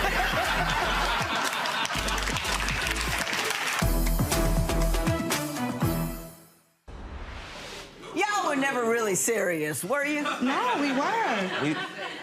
What is the longest period of time in your relationship, either before or after you've gotten married, that it was okay? That Before we got married. Weren't traveling? Before we got married, before we had kids. All 5 years? What changed it? We just not compatible. Like, it's not compatible. Like, she don't want to cook. Your Honor. I end up at McDonald's every day to the point that I go in McDonald's and the lady behind the counter like, you here again? Why should I cook for someone that don't appreciate me? Why do you say he doesn't appreciate Because he you? doesn't, ma'am. Your Honor, I have text messages. Okay. And what am I looking at? That he wants to be with this other girl and that I have to accept it and that he can only see my son if she brings him to see the baby. Why? I didn't have a baby with her. I had a baby with you. In my defense, I know nothing about this conversation. I had it with a I don't know nothing about it. I just read it. I didn't read it. I'm done. I'm just done. I'm ready. I'm done. Till death do us part. We're on divorce court. This is what we're here for. You're under 30. Can you translate this for me? Right next.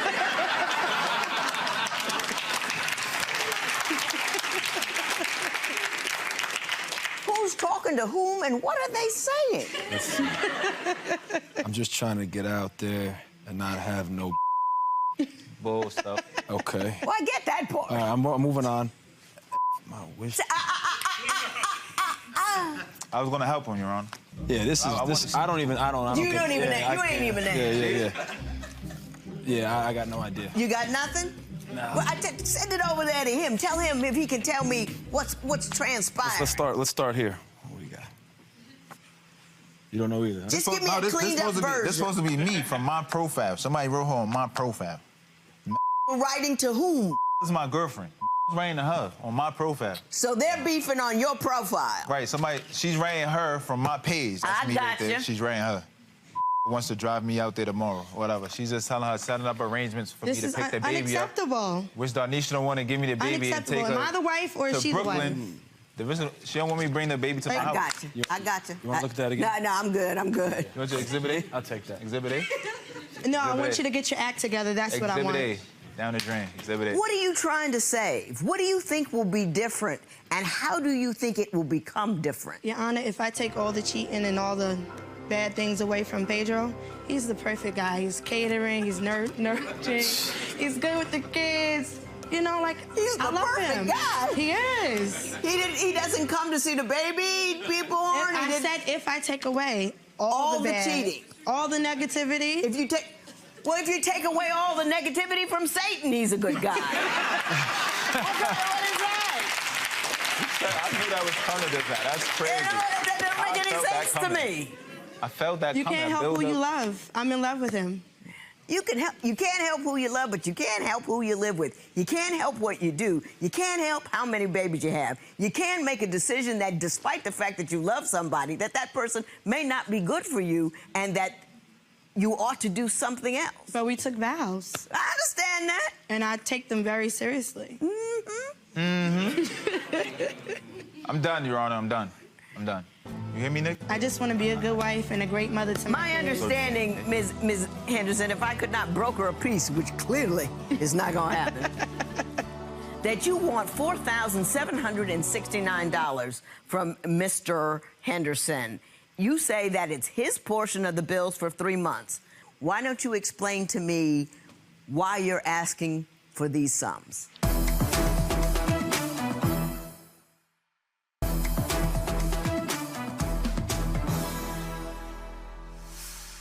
We have children together, we live together, and that's not my problem that you messed up and moved out. Okay. The bills and life still goes on. Are still coming along. That's not my house. Mr. Henderson, are you still assisting in the financial care of your children? Yes. Even though you are absent from the home? Yes. In what manner? Paying rent and everything, that's not, no. In what I'm not manner? live there. I go see my kids, I buy them stuff. They know me, they know I'm their father, like, I'm in my kids' life. My question was, do you participate meaningfully in the financial well-being of your children? Not as I should, no. Well, what do you think you ought to be doing? I should be there more, but it's complicated. You know what? Being a grown man, being a husband, being a father, that's a lot of complications. It's grown man business. It's not easy. You have to deny yourselves wants and desires. You have to do things that you don't want to do. You have to work when you don't want to work. You have to try when you don't want to try. You have to be a grown person. I don't see grown person anywhere in here. I'm grown. Y'all just out there.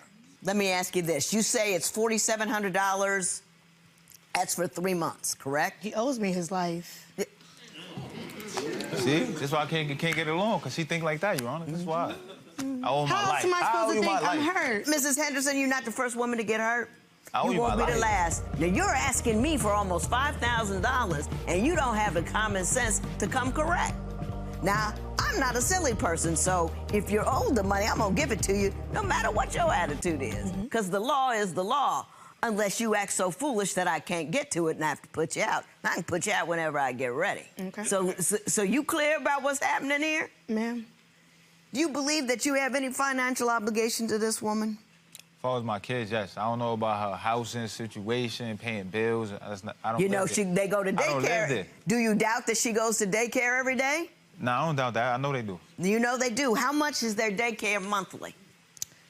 Honestly, I don't know monthly. I pay $55 a day. $55 a day? Mm-hmm. I'm going to talk about the money in a moment, but the money's not as important as what I'm about to say. You guys clearly were not ready to be married. It was wonderful in the beginning. It's all Attila the Hun is fun for 30 days. But but I want you to walk out of here with an agreement to be the best co-parents that you can be. Okay? Mm-hmm. $1,100 a month for daycare. For 3 months is $3,300 divided by 2 because you owe half is $1,650 in favor of Mrs. Henderson. It is so ordered. So we know you're done. We heard that plenty back there. That's fine. But what are you doing now to move forward as far as a father goes? I'm just going to co-parent, be in my children's life more, and take her complaints about the children seriously. Do you still want to be married? Till death do us part. So she didn't get through to you? You're not really... No. Do you think he's going to stick around? Probably not.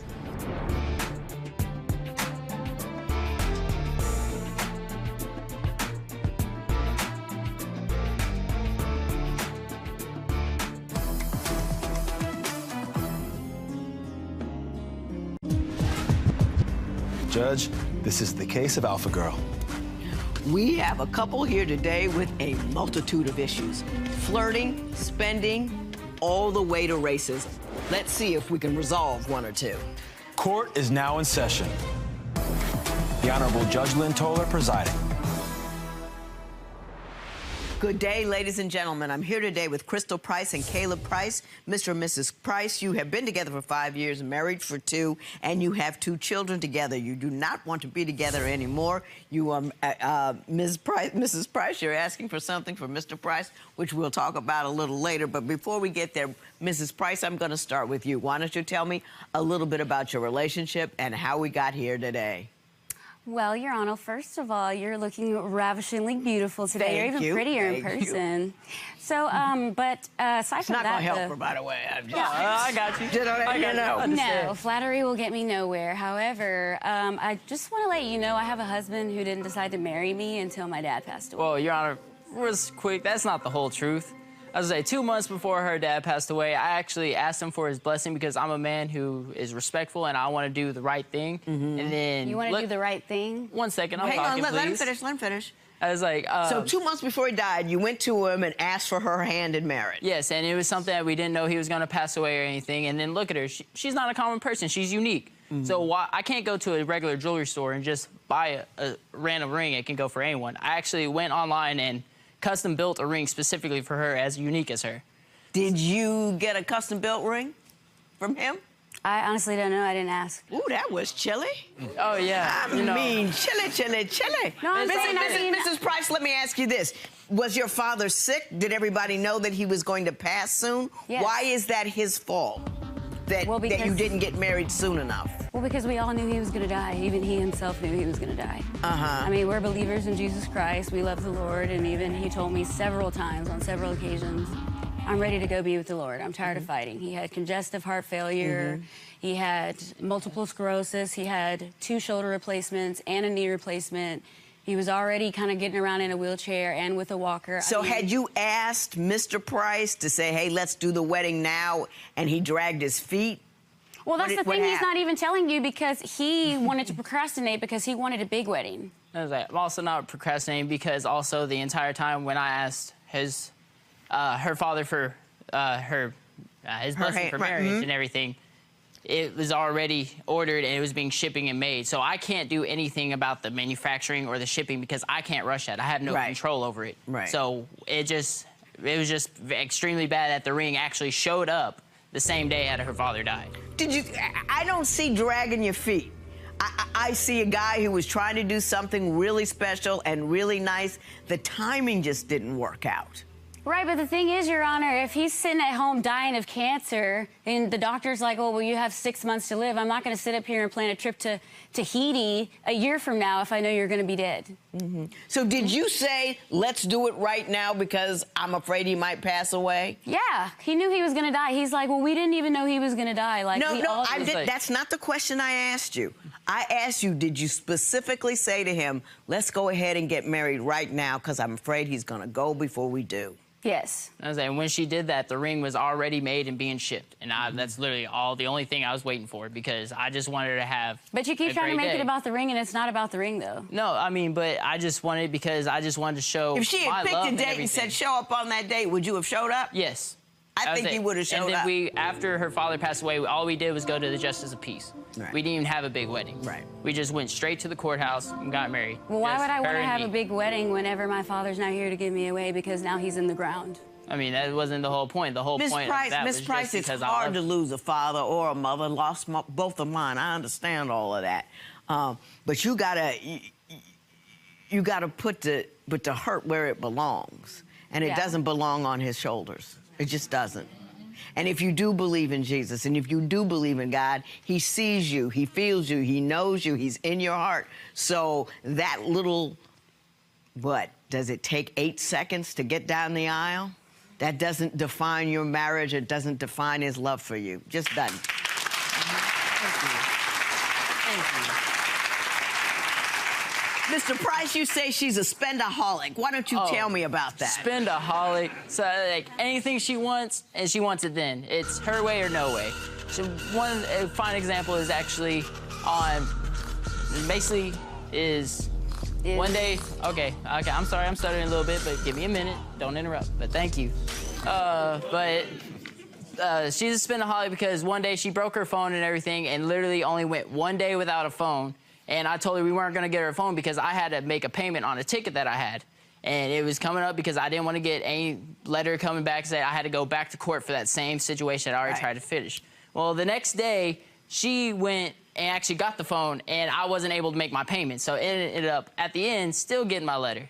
Right. At the end. And that is just one example. And another example is, too, is like she's already gone to 3 New York Fashion Weeks to host and everything. I was like going through and paying every single trip, going through, and it's probably been, I can't even fathom like how much it is because right now, but it was going through our promise after that. Her third one was because I played college baseball. I've played baseball for 21 years.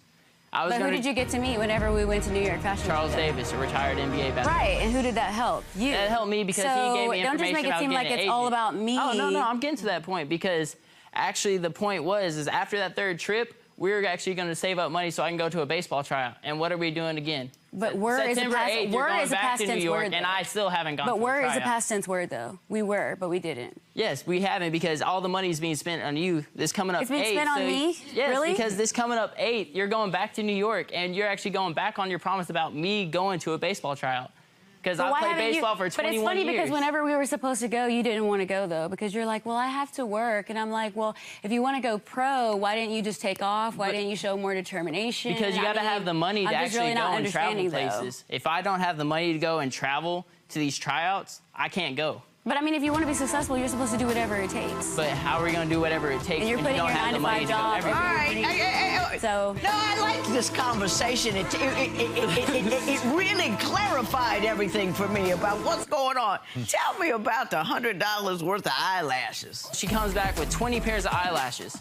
It was not 20 pairs. Yes, it really only was. 5 come in a pack. Yeah, what are you talking about, Caleb? I understand with the eyelashes, you bought them 10 pairs, 5 pairs, 20 pairs, and didn't wear any. That's just silly. It is silly. That is just silly.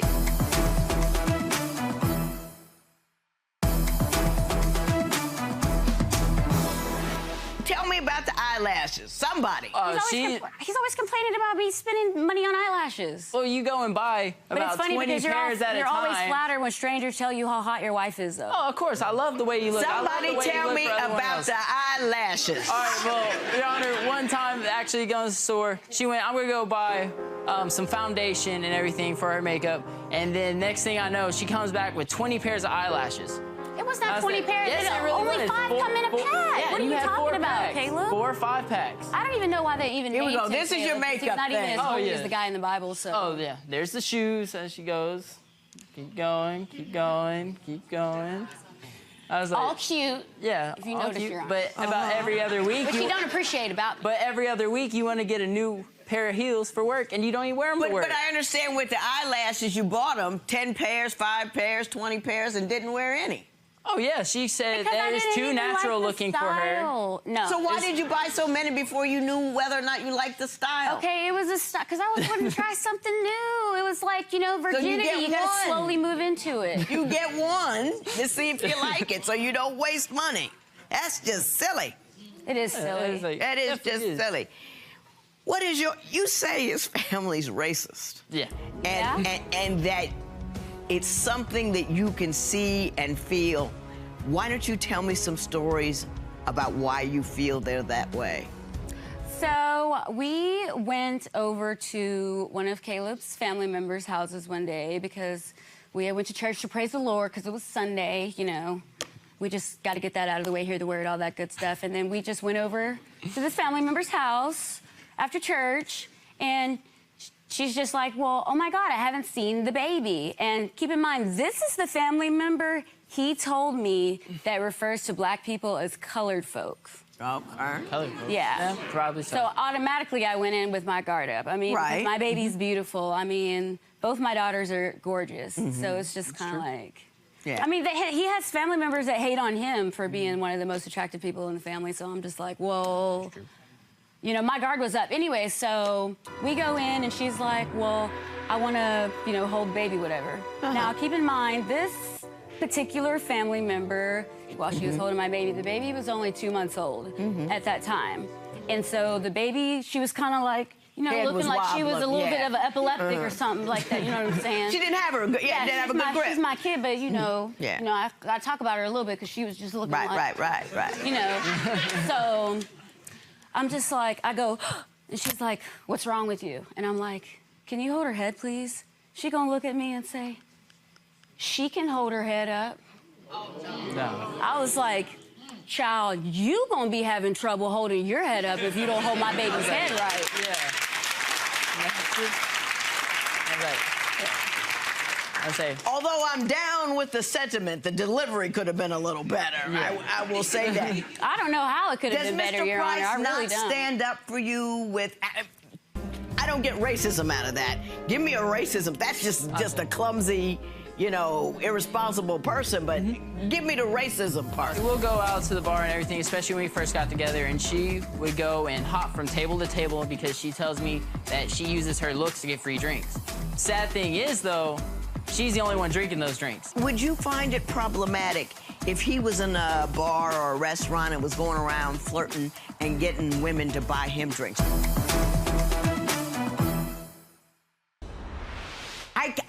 I can't just wander around in the back of your head. Okay, I have to hear words. So I've overheard things about how a couple of family members were, whenever we were just dating, we weren't even married yet. This was like a while back where they're just like, "So I thought we weren't supposed to date outside of our race." Mr. Price, did somebody say that in your family, say that to you? And I'm sitting here looking like, well, I look better than you, so... I have older siblings, and that was told to them, but there's 8 and 10 years difference, which I don't understand that because my family is mixed, even going up into my both grandparents on each side. So I don't really understand where that is, but one fact that they actually had a big problem with was with our second daughter. They said because she was also mixed, she was not going to have blue eyes. And that was another thing that always caused a controversy between us because they're saying, well, since she's mixed, she's not going to have blue eyes. And then, as you can see, she has blue eyes. Genetically speaking, the odds are their eyes would be brown because brown is dominant over blue. I still don't get racist. But I'm saying... Not bright, maybe, but not racist. But I'm saying we were basically told that, okay, so I'm going to just give you a little bit of a backstory. So... Oh, Lord. I don't think you've ever given anybody a little bit of anything. But go ahead, give it a try. Wait, is that a bad thing? Is that a bad thing? You tell long stories, and then at the end of the story, I still don't have an answer to my question. That is a bad thing. That's attention deficit. I apologize. Give me something racist. It's the last time I'm going to ask. I don't have anything for you. You got anything? Because I don't. I did.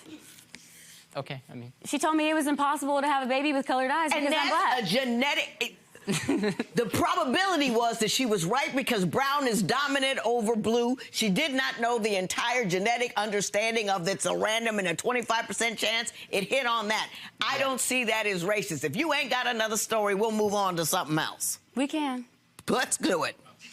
You say she flirts with other dudes. Oh, yes, most definitely. Explain that to me. I'm flirting, like, we'll go out to the bar and everything, especially when we first got together, and she would go and hop from table to table because she tells me that she uses her looks to get free drinks.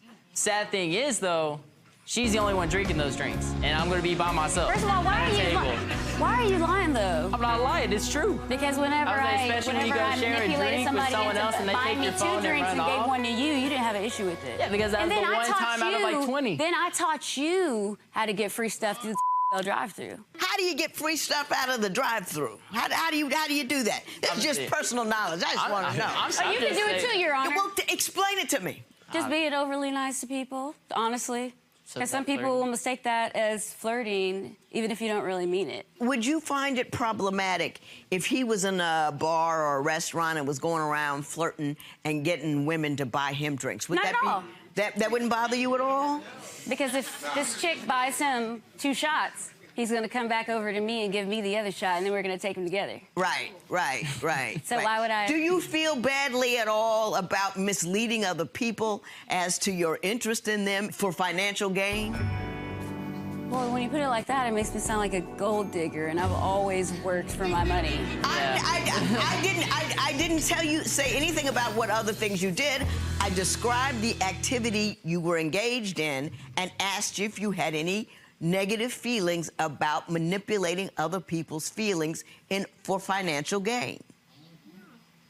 I do, when you put it like that, because I'm a genuine person. I like to think of myself as a good person. And that's genuinely wrong. Yeah, it is. You know that? Yeah.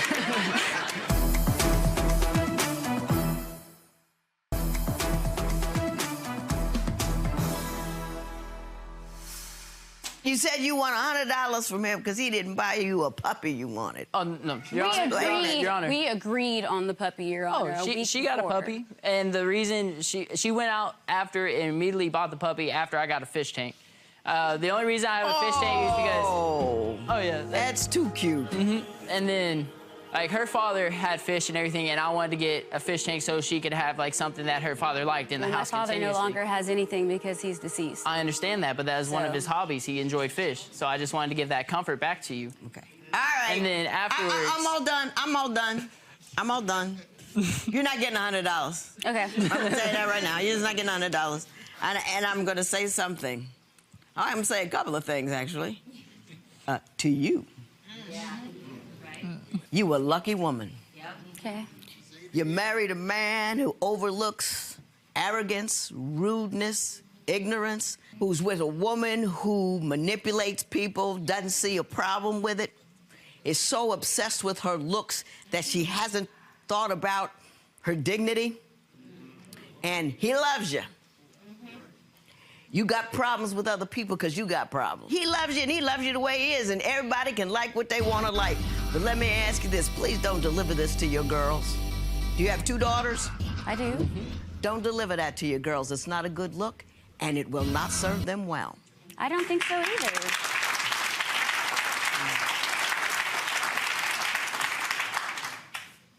You're not leaving her. I know that. You love her. I know that.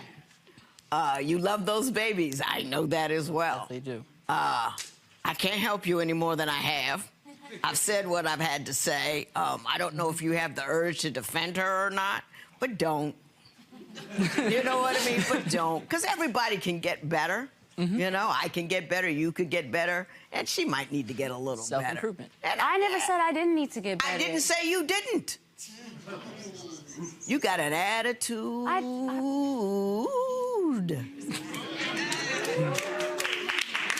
will not serve you well. Before I did this, I spent years putting people with attitude in jail because they did not know how to manage themselves. Please don't become one of them. There will be no recovery in this matter. It is so ordered. Judge Lynn said you got to work on this attitude. Yeah. All right, do you agree with her? Of course I agree with her. You know, I'm not perfect. I never claimed to be perfect. I know that there's definitely some flaws about my personality that I need to fix. But what about this flirting thing? I literally do it when we're out and about to get free drinks for the both of us, not just me.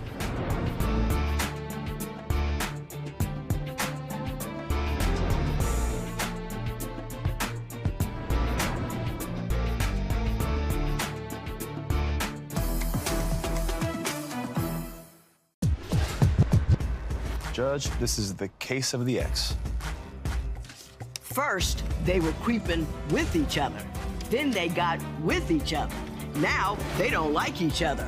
Join me for the story of a good creep gone bad. Court is now in session. The Honorable Judge Lynn Toler presiding. Good day, ladies and gentlemen. I'm here today with Nicole Hawkins and Andwile Hawkins. The two of you have been together for 3 years, married for 2. You have 3 children together. You are suing Mr. Hawkins for the value of a wedding ring, and we will talk about that momentarily. But before we do, Mrs. Hawkins, I'm going to start with you. Why don't you tell me a little bit about your marriage and why we're here in divorce court today? I met Mr. Andwile Hawkins. I met him. He was my store manager. I was under him. I thought he was fine, so I hit him with a message of, you know, give me one night with you. And that's a strong opening text. I just said, you know, give me one night with you. And at the time, he was like, all right. So. That wasn't very enthusiastic. So we kicked it off for a little while. At that time, I was married. He was with someone involved. Yes, and so the first time we ever creeped, I had got pregnant instantly, and so we then had to figure out. Ask you a question. You're married and you creeping. Why no birth control? Well, I was married with a woman. I was married to a woman, so. Again, he's not a woman.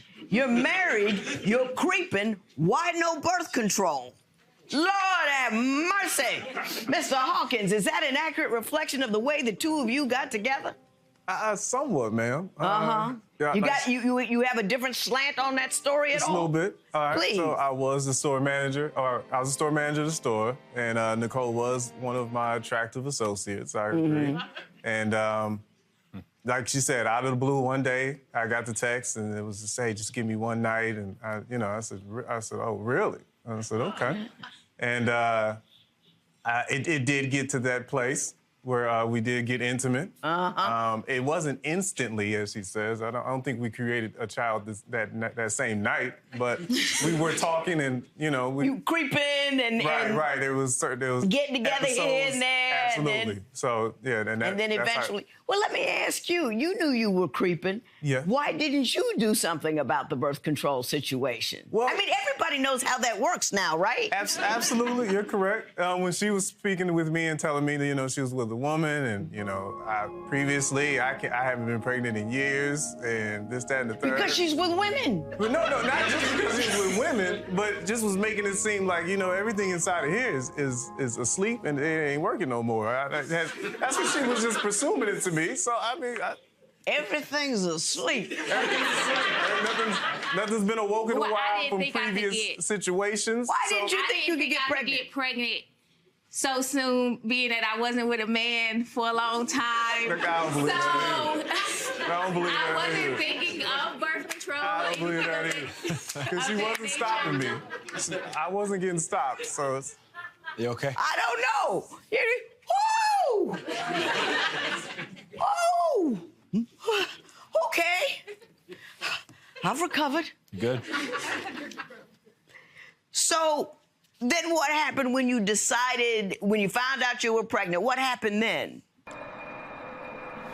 When I found out I was pregnant, I sent him a text like, hey, I missed my period, the normal. And he was like, whoa.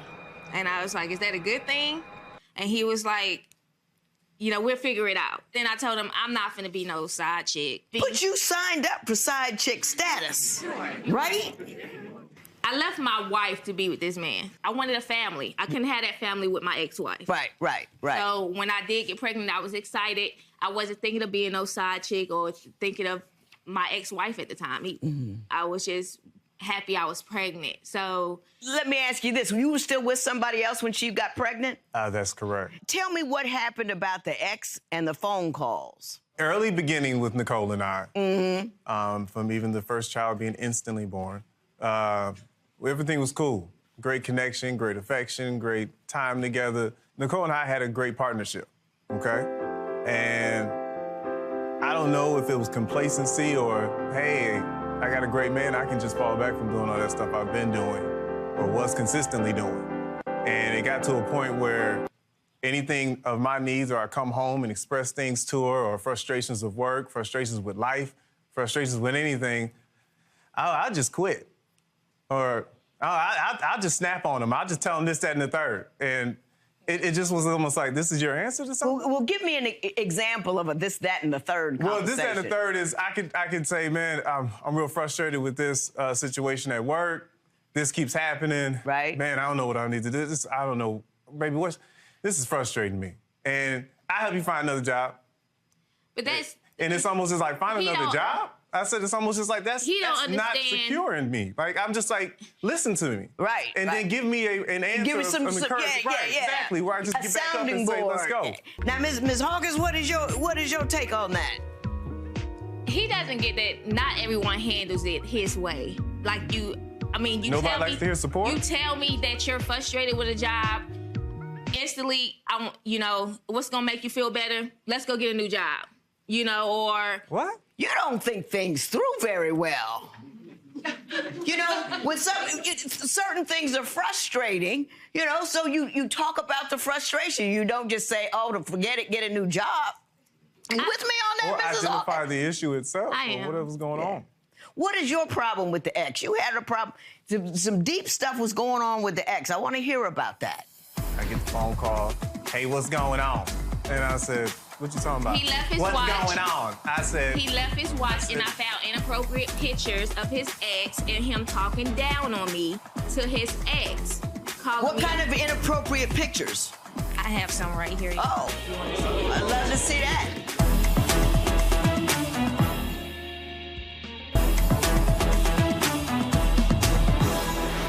She had his number. He was calling her. Apparently, in order to get the sounding board he wasn't getting from you. Did I get that right, Mr. Hawkins? That's correct. Okay. And Dwele and I had a open communication, especially when it came down to his phone. Right. And this one time we lay in bed, I'm like, "Hey, let me see your phone." Ain't no one time. This woman says, "Let me use your phone for this, that. Hey, my phone's dead. Hey, my phone is So too I'm far like, away to reach. Let me see your phone. this phone, let me see it. I'm like, "Let me use your It has phone." to be phone. She does an audit once a month, once a week. She does audits. It's audits, absolutely. It can say, "Let me check a website," and then 2 minutes later, I look over. It's on pictures. It's on what website you looking your at. DMs, everything. Right. My text messages. My boss sent me. I said, "What do you need to see those for?" Okay, so he was like, "What do you need my phone for?" At that time, I'm doing schoolwork. My phone had just died. I need to use See Google. it died. You called I needed it. to use Google. He didn't give me the phone. Right. But later on, he left his watch. And Well, no, later on. I took kids to school that day. A whole busload of them, took them to school. I get the phone call. "Hey, what's going on?" And I said, "What you talking about?" He left his what's watch. going on? I said. He left his watch, and I found inappropriate pictures of his ex and him talking down on me to his ex.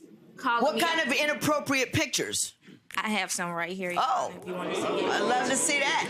Mr. Hawkins, you've been indicted. You can see it in the JC Do you Penney have a catalog. response? It wasn't inappropriate. You can see it in the JC Penney catalog. Oh, she got the picture of the watch and everything. Screenshot. Can you talk? I just woke up.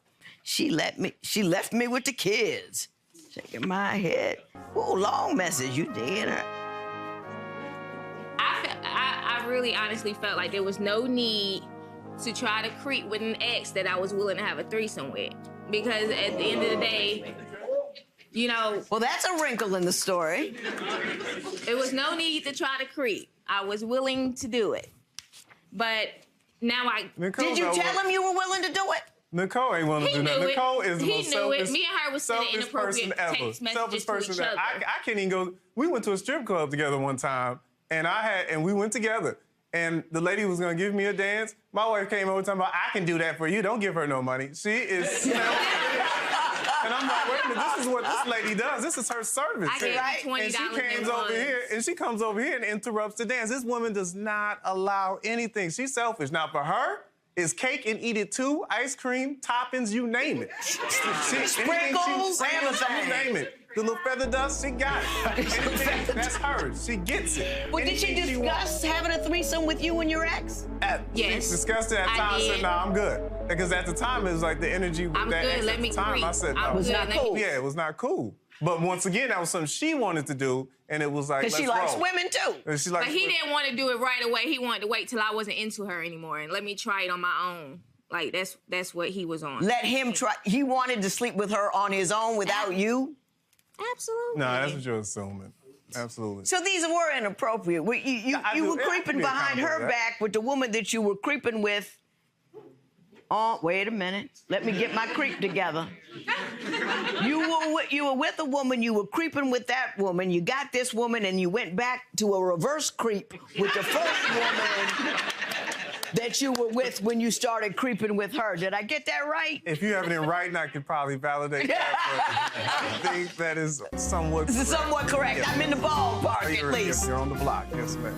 Talking about control, my understanding, Mr. Hawkins, is that you give her your entire check and you afraid to ask for any of it back to get what you want. If a brother like me spends $10, where did the $10 go? Where was you going with $10? You say that she always does what she wants, but if you want to do something you want, there's a problem. Give me a story that will explain that. Well, if we're on the topic of exes, there's an ex, 2 of them she can speak to and have on her phone and have social media connectivity with at all times. He's following his ex on social media. I've never followed. Oh, that's a correction, because you control and know this my was the passwords on moment- my social media, so I'm not following any ex. I made your social media. Exactly. So how would you know I'm following an ex? Right. You made his social media? Right. Yeah. Was that a means by which to control him? Absolutely. Absolutely. Yeah, it was. You got that. Yeah, it was. Smile on your face. I don't know who's in her social media. So there's exes from 2000s, mid 2000s, all in the phone she communicates with on a daily basis. Talking about control, my understanding, Mr. Hawkins, is that you give her your entire check and you afraid to ask for any of it back to get what you want. Let's change the word afraid. Let's reverse that word. Let's just say, in a sense, with money, I let her handle things financially, because the way Nicole works, if a brother like me spends $10, where did the $10 go? Where was you going with $10? So it's like, okay, to create peace in the home, because I've always managed my own money and always had a good job of doing it. Right. But to control peace in the home, hey, you want to handle those bills? You want to do this? Because I know how they work. I know when they come in. I know the whole process. So if something's missing, I know how to chime in and say, hey, did this get taken care of? What's happening? Right. So I let her handle the money. Okay. Ms. Hawkins, you need to defend yourself a bit here. Are you got the brother on a short leash? Short, and then I don't get enough loving. She keeps the babies in the bed. I don't get enough loving. It's like, that's frustrating to me, Judge. You got a chair up there I can sit down at? I don't get enough loving at the home. She got the babies in the bed. And then she complains when I want it. You want it all the time. I was like, just once a week or twice. It's like, I don't think that's too much to ask for. Ms. Hawkins, now I'm gonna give you opportunities. He says you're holding the money, you're controlling his phone, you're controlling everything, and he still don't get no loving. What do you have to say about all He those don't get things? no loving because, one, like I said, when he tried to step out on me with his ex, like, But that was one incident. to the point. What about before that? It got to the point where I had to drink to give him some, or you know, I had to mentally get there. I used to use a vibrator all the time with him, and he used to always complain about that. And then I'll be like, well, I was with a woman for a long time, so I got to, you know, get in the habit of, you know, getting that again. And so it's like when I stopped using it, it was just like, well, you're not using it anymore. That's just always doing. Because you was complaining of me using it. But, you know, my mind wasn't mentally there to give him sex. Her mind's mentally always in other places. It's in social media, it's in attention, it's talking gossip. Her mind's always in a million places. I've never seen this woman sit down and just relax and have a complete thought. She's got to be always doing something. Ms. Hawkins, take a minute. Open your mind wide like a prairie. Do you see that you are not fulfilling his very basic needs to have a woman that is present for him in the relationship?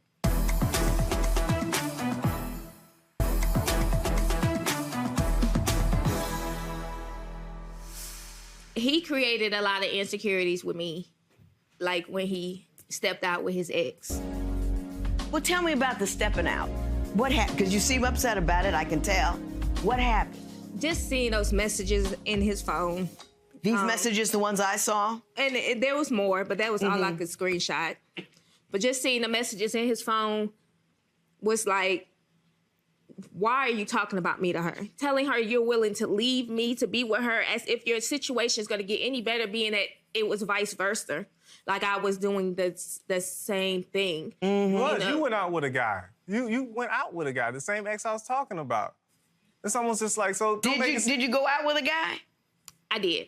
You was out with some cat. That led up to, like I said, it's not okay, but that led up to me saying, this woman don't give a damn about me. Right. And I'm tired of working, I'm tired of helping, I'm tired of being a good man with this woman, and she just takes it as like, oh, you're supposed to do that, and that and the third. I see exactly where you're coming from. As this marriage ends, Mrs. Hawkins, you want $200 for the value of the wedding ring he threw out the window during an argument. Tell me what happened. Yes. Actually, there's 3 of them. 2 of them that got missing. I just got him another one. And I have the receipt right here. But I got him one. That was when we first got married. He got upset about something that I said, and he left out the house for about 3 days. Would I get upset about something I said? Ask him if that is, in fact, the ring that she had. Can he confirm that? Go ahead. Tell me. Keep talking. He left. Yes, sir. That's the ring. He left the house. He left the house for about 3 days. I'm calling, I'm texting him, no response. I'm calling, I'm texting him, My grandmother no response. passes away. I don't do funerals. I'm already like, what? You can stand in the lobby, you can stand outside. I would go, but I wasn't going to a funeral. I don't go to funerals. So this is my grandmother passing away. Okay. So then we have... And his family don't even like me. Why would I go? I'll tell you why he got rid of it, because you're not much of a wife. He got rid of it because he got no love, he got no care, he got no concern. You were distracted. When you gave him that ring, when you got married, that meant that's his ring. He can do anything he wants with it. He can flush it down the toilet. He can dig a hole and put something in it. You have no rights to it. You know, Ms. Hawkins, you're selfish. You know, you had a wife, and then you just wanted to go do that thing with this brother over here, so you texted him about that thing. Then you got that brother because you got pregnant. He did the right thing. He married you, and you gave him nothing in return. Absolutely nothing. So you cannot get this money back. And if I were you, I would go somewhere, sit down in a corner, look deep down, solid in your heart, and deep down in your body, and try to find a heart. Because so far, I haven't seen one. There will be no recovery in this matter. It is so ordered. Judge Lynn had a lot to say today. She kind of sided with you there. Do you think she got through to your wife? I hope so. Yeah. You know, I love that woman, and we have a family, and you know, I want to do whatever, but we need to do whatever we need to do to work, make this thing work, or you know. So you're optimistic that this can work. You're hopeful. I'm optimistic, very much so. Yeah. Because like I said, I do love that woman, and like I said, we have a family, and I just want to make things work. But if things are going to continue down that same path, it's almost like I got to do what's best for me.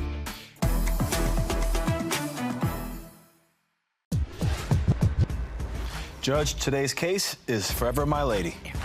They've been together for 10 years, married for 5, but one of them is still looking for validation outside of the relationship.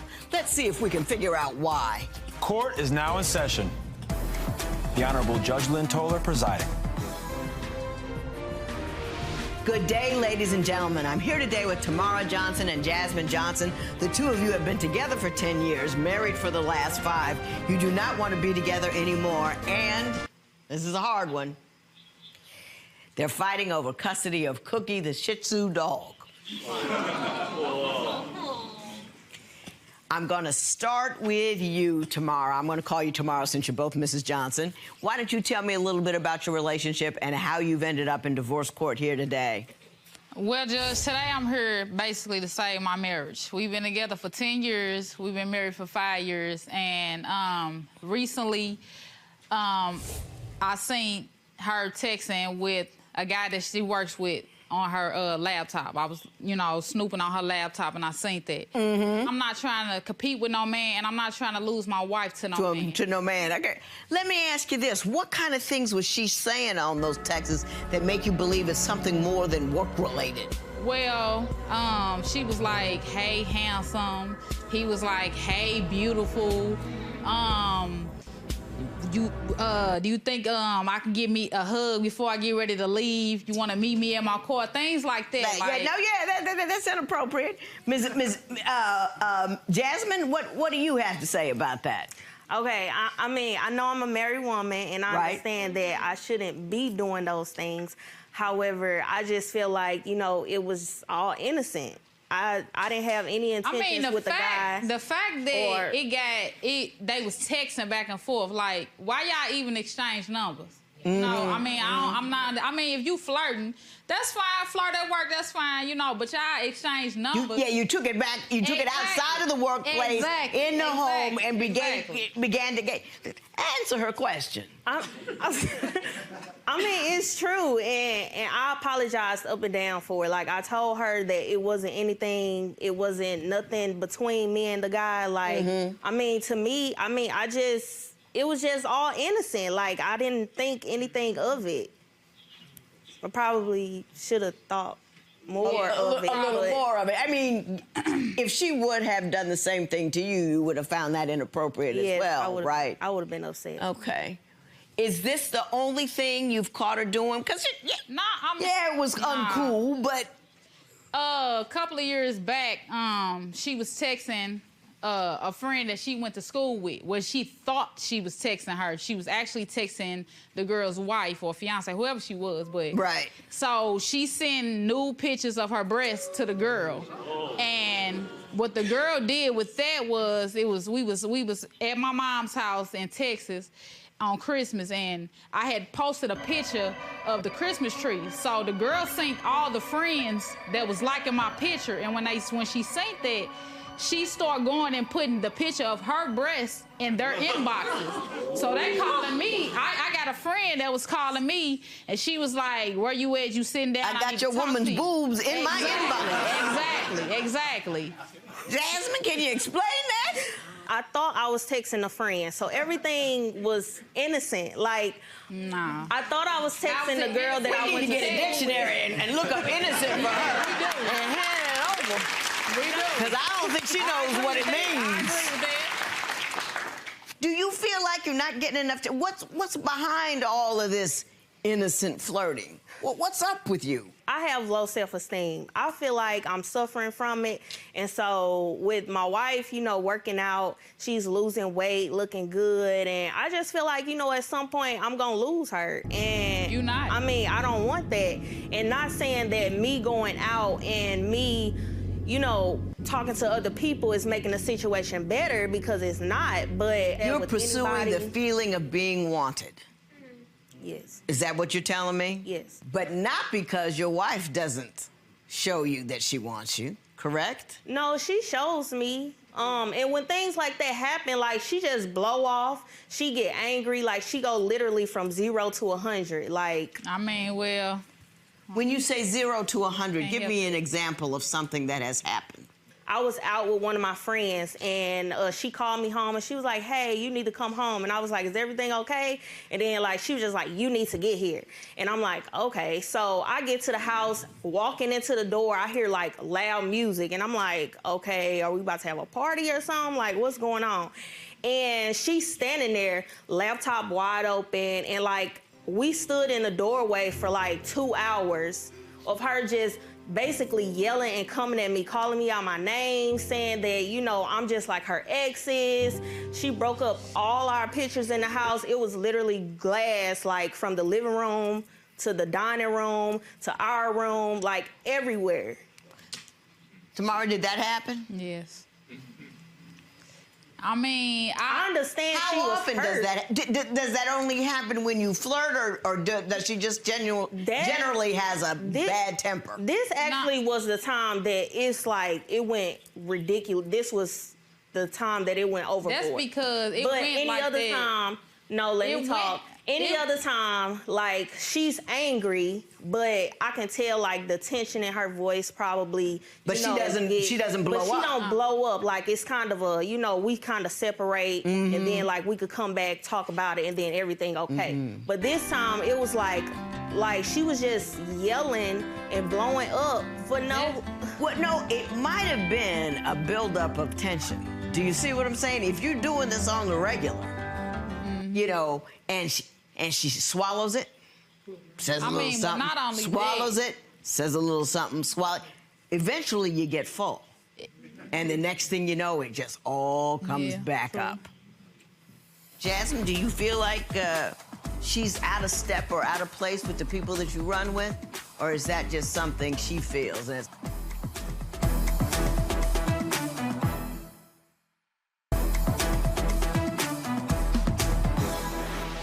So, Why do you think you feel the need to pursue the feeling of being wanted by others? I don't know, like, I feel like I want to not like go out or anything like with somebody else or be in a relationship, but like I said, it's like the feeling that I get just because on most days I feel like I'm unpretty. Like you got it all going on over there. That's what I'm saying. I mean, you're so well put together. You got it all going on in there. And in her paperwork, Tamara said to me she didn't think she was cool and hip enough to hang with you and your people. Explain that to her. I mean, she got friends. Well, for one, you know, our age is a difference. You know, we're 10 years apart. Okay. Okay. And when I met her, you know, she was 18, you know, just graduated from... Oh, yeah, when I met her, she was 17, but I had to wait till she was 18. Yeah, I hear you. You know what I'm saying? Because I thought she got to go to jail. You know what I'm saying? So, no. Don't float any felonies out there. I had to wait till she got of age. But, I mean, like, when I came back around, you know, and I seen her, and it was just like a glow in her. And you know, the relationship when I was with my ex, it was ending. So like I said, we started out when she was 18. She was young. You know, I'm the first like real relationship that she's ever been with. So, you know, sometimes, you know, I often ask her, you know, do you need a break from me? Do you know what I mean? Do you want to, you know, because she didn't have that a chance to explore. Exactly. And she tells me no all the time. I mean, I don't want to lose my wife. You know, that's my wife. I love her. I don't want to go through separation. I don't want to go through a divorce. I don't want to go through things like that, you know. But I just want to make things better for her, and she knows that. Jasmine, do you feel like she's out of step or out of place with the people that you run with? First of all, my friends bring it to my attention. They're like, oh, why, you know, Tam acting like that? Or why is she, you know, not, you know, like you. So when I walk in, I'm like a social butterfly. Like, I can walk in, talk to strangers, and be like, fine, hey. but I mean, I ain't like that. I gotta get to know and she's more reserved. Like, she gotta come in, get to know the person, feel them out for a minute before, you know, she can, you know, just open up. But you said in your paperwork that she's mean and in a bad mood around your friends. Is that true? It's just one. My friend. It's just one. No. It's just one. Okay. Which one is it? Tell me about that one friend. It's just one. Okay, so this particular friend that she's talking about, her and her wife are actually together before me and the wife end up becoming friends. Okay, gotcha. So they introduced us, everything was fine, and I just like, she just felt like it was a vibe that she was giving off to where she didn't like her. Let me tell the story. Because she didn't. Let me tell the story. Okay, go. Now, my friend is her friend's wife, okay? They together. And that's how they met each other, okay? The girl, the girl, she used to do things to her wife, and her wife used to confide in me. So her wife went back and told her that I didn't like her because I always told my friend that their relationship reminds me of me and my ex relationship. And it does. It reminds me a lot of it. So she went and told her wife that I don't like her because she reminds me of my ex. And I never said that. Right. So when she came around and she wanted to, you know, she came around, she wanted to hug everybody. She was mad because I never hugged her. First of all, I never hugged you because I'm not hugging you out of respect for my wife and your wife. Right. Okay? I felt like, you know what I'm saying, I didn't know you like that, but it was always, her wife told me, you gotta hug her. Why do I have to hug her? Why is it a big issue that I hug you? I don't understand it. Okay, so then, basically, I have my own brain, I have my own mind. Nobody is influencing me. Why you just don't be like, I'm married, leave me alone? I'm just saying. So So besides all that, she basically felt like, you know, I was playing her, I was on the wife's side. Right. So she felt like everything that she said about her, I was taking up for her and all that. And I was just, and she like, why do you even like her? She this and she that. And I'm just like, I mean, she a cool person to me. Because Like, every time they get into I feel like she a they get into it. Okay, but right? friends fight, family fight. Right. I But mean, they get you into know. it, and they come to me talking about, the girl talking about, can you tell your wife to stop texting me? I'm like, why do I gotta tell her? You tell her. Exactly. Yeah. You know, so when you want me to intervene now, but when I try to, you know, get y'all to not be friends, y'all don't want me to say nothing then. But now you want me to intervene because you want me to tell her to stop texting. Like, y'all get into it. Okay, so when we... Then y'all get back friends, then y'all get into it. I mean, it's pointless, Judge. It's pointless. I mean, so, like, when we was gone, when I was away that day, when I was actually, that the whole blow-up happened at the house, I was actually out with her. So to me, it's like I can hang out with certain friends and she don't feel a certain way. And then it's like if I was to say, oh, well, I'm going to go hang out with so-and-so on Friday. We going to go have drinks or something. I get an it's attitude. always an attitude, Instantly. a problem. And I'm like, what's wrong? Why are you acting like that? And then she's like, nothing. And I'm like, it's something. And so in the back of my mind, she don't want me to hang out with her. So every time I bring her up, it's like, it's an issue. What It's you because I feel hanging like out with she her for? gonna be a bad influence on my wife. She feel like I'm easily influenced. And Yeah, I'm not. I do. I have my own brain. I have my own mind. Like, I don't have to. Nobody is influencing me. Why you just don't be like, I'm married, leave me alone? Yep. I'm just saying. Yes. You got your own brain and your own mind. I'm just saying. I mean, I do. I mean, yes, I have my own brain and own mind. I don't know. I feed into it. Okay, I feed into it. Yeah. You do. It's not going no further though. Like, I don't want nobody else but her, and I keep telling her that. Like, but you know why she doesn't feel that way though, right? Because you entertain that kind of stuff. True. You know what I mean? And that's a, you know, it's a pinprick, a pinprick, a pinprick, a pinprick. After a while, you know, she's just sore because you just keep pricking her with that pen. You know what I'm saying? So it works against you. And I don't know why you don't see your own fabulousness. I don't understand what it is you're missing. I don't know what's happened, what's going on. But you're bright, you're intelligent, you're beautiful. She thinks so. Got a bachelor's degree. I mean, she is. All that? You know? And then some. And then some. And then some. What was the final straw for you, Tamara? I mean, when she was texting that gentleman, I mean, from her job, like I said, I don't want to lose my wife. I love my wife dearly. I mean, but just that I was just like, I'm not finna compete with a man. Right. I'm not. I can't, you know. I mean, I probably can, but I choose to want to, you know. I don't want to, like, for real. Yeah, okay. So you two have this dog named Cookie. And I want to see Cookie.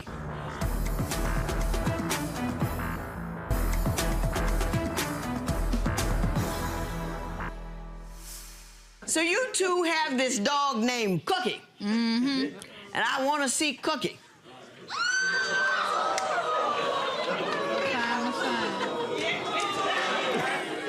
Cookie, come in. Hey, Cookie.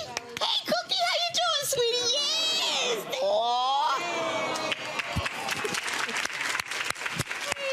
What's up, Cookie?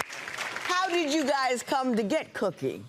So she brought Cookie for me. I mean, for our, I think it was Valentine's Day. No, it was. Oh, it was my birthday. For your birthday. Yes. So it was a birthday gift. Yes. So you know, if you split up, she gets a gift because if you gave it to her, that's hers. I mean, I understand that, but Cookie loved me more. I just feel like No. Well, let's see. Now, Nick, bring Cookie in the middle and let's see where she goes. That's right. Cookie right here in the middle. Hold on, no, we're gonna make this fair. Okay. Ready? Go. A Cookie's just having a ball. You two aren't leaving each other, are you? No. No.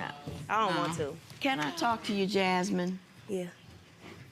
You need to feel good about yourself. And your value is just not in how good you look or how personable or social you are, because you got all of that taken care of. But it has to do with what's happening in your head and your brain and your heart. Fulfill yourself with something that fascinates you. Find something that interests you. Get interested in some kind of philanthropic work or something to fill you up, because what I believe people do these days is they're looking for that easy feel good, that Instagram, that like game, and that retweet game, that am I pretty game, and that's not enough.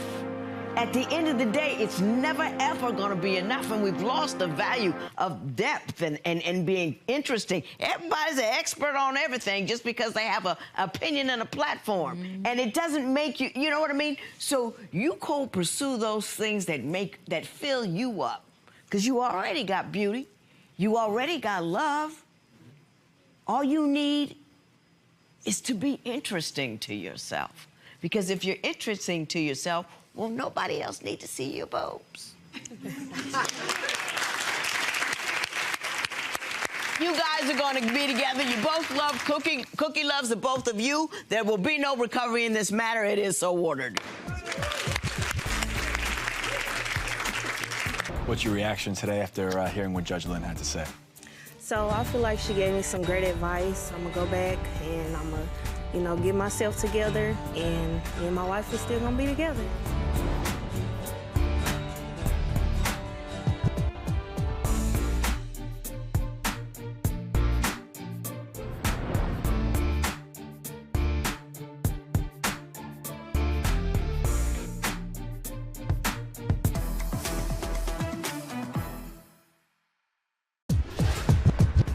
Judge, this is the case of let's be honest. From what I've seen, I think I have two good people, two grown people who simply can't get on the same page. Let's see if I can help them out. Court is now in session. The Honorable Judge Lynn Toler presiding. Good day, ladies and gentlemen. I'm here today with Portia Hayes and Ivory Jackson. The two of you have been together for 4 years, separated for the last month. Ms. Hayes, you have brought Mr. Jackson here seeking $150 for a lock change. But before we get to that, I'm going to ask you, Ms. Hayes, what brought us to divorce court today? Well, for starters, my boyfriend, Mr. Jackson, thinks that I'm a lesbian. And I personally love vitamin D, especially. Took me a minute, but I got there. So, but it all started, well, at one point I was in cosmetology school and I won a trip going to California with 16 other girls. It was like a once-in-a-lifetime thing. As a cosmetology student, it's what you want to do. I thought this was something that we could both be excited about. Well, once we got all the details, I realized that instead of 2 of us sharing a room together, it was going to be 4 girls sharing a room together. So instead of choosing your roommate, we then had to find a bedmate. So me and a girl, we were the closest of the group that was able to go. And she just so happened to be a lesbian. However, she is married, happily married. And so we both bunked together. I didn't think anything of it. We had a curfew at midnight. I talked to him like most of the days. So for some reason, he felt that since I was sleeping in the same bed with this person, that now all of a sudden we were doing something and now I'm a lesbian. Okay. Mr. Jackson, is that true? You feel that that situation indicated that she was actually romantically involved with this other woman? I didn't find out that the girl was a lesbian until later on when I started realizing that you're the only grown-up without supervision that can't talk or can't be on the phone or something past a certain point. On top of the fact that You lost me. Right. Who's the only grown-up without supervision? To whom are you referring? Out of this whole trip, this is the only grown-up that's supervised on phone conversations and time and all of that. This is the trip full of grown-ups, not kids. We're not regulated on time. Hey, so who you think was supervising her? Herself. I'm so confused. I don't know what's happening. This is also the same girl that we have oh, you like to sleep naked also? Oh, okay, we're good. This is also before I know she's a lesbian. So I'm like, why do you have when did this conversation occur? before the first night that they actually went to sleep, at some point during the evenings, like 6 or something, and you're having the conversation, that's said in the background from this particular girl about her whom, like, just... How did you hear the conversation? We were on the phone. Because I was on the phone with him. Right. What he says that I couldn't do while I was there. So if she was on the phone while you were there... This is early and that's what you heard early in the evening. Then Did he hear that? That I was on the phone with him when he says that I couldn't talk to him or that I was unsupervised or supervised myself to talk on the phone.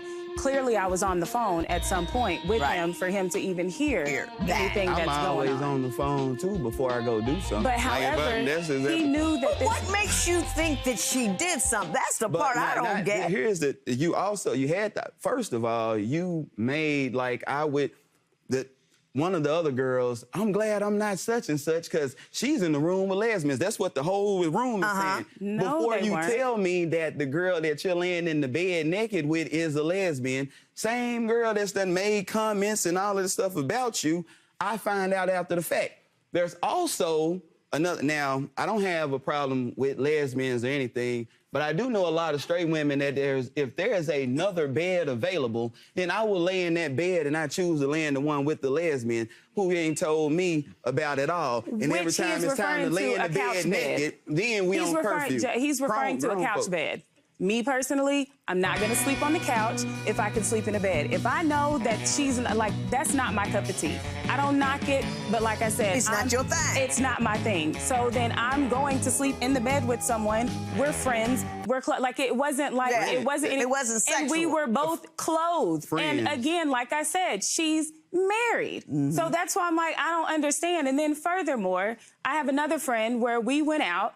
And she, just kind of talked to me about a threesome, asked me if I'd ever been in one, and would I ever, if I ever wanted, if I ever thought about that. And I was like, no. So me being the person that I am, because I'm open in my relationship with Mr. Jackson, I just talked to him about it. And it was just like a casual thing, like, oh my God, so-and-so said that it was a casual conversation. How did you hear that conversation? What do you think was said? Because that's the problem. Well, tell me how. What she's kind of describing is like you and one of your girls sitting around and y'all just having talks. Like there was a talk about maybe a threesome. You know how you talk about that? That's not what it is.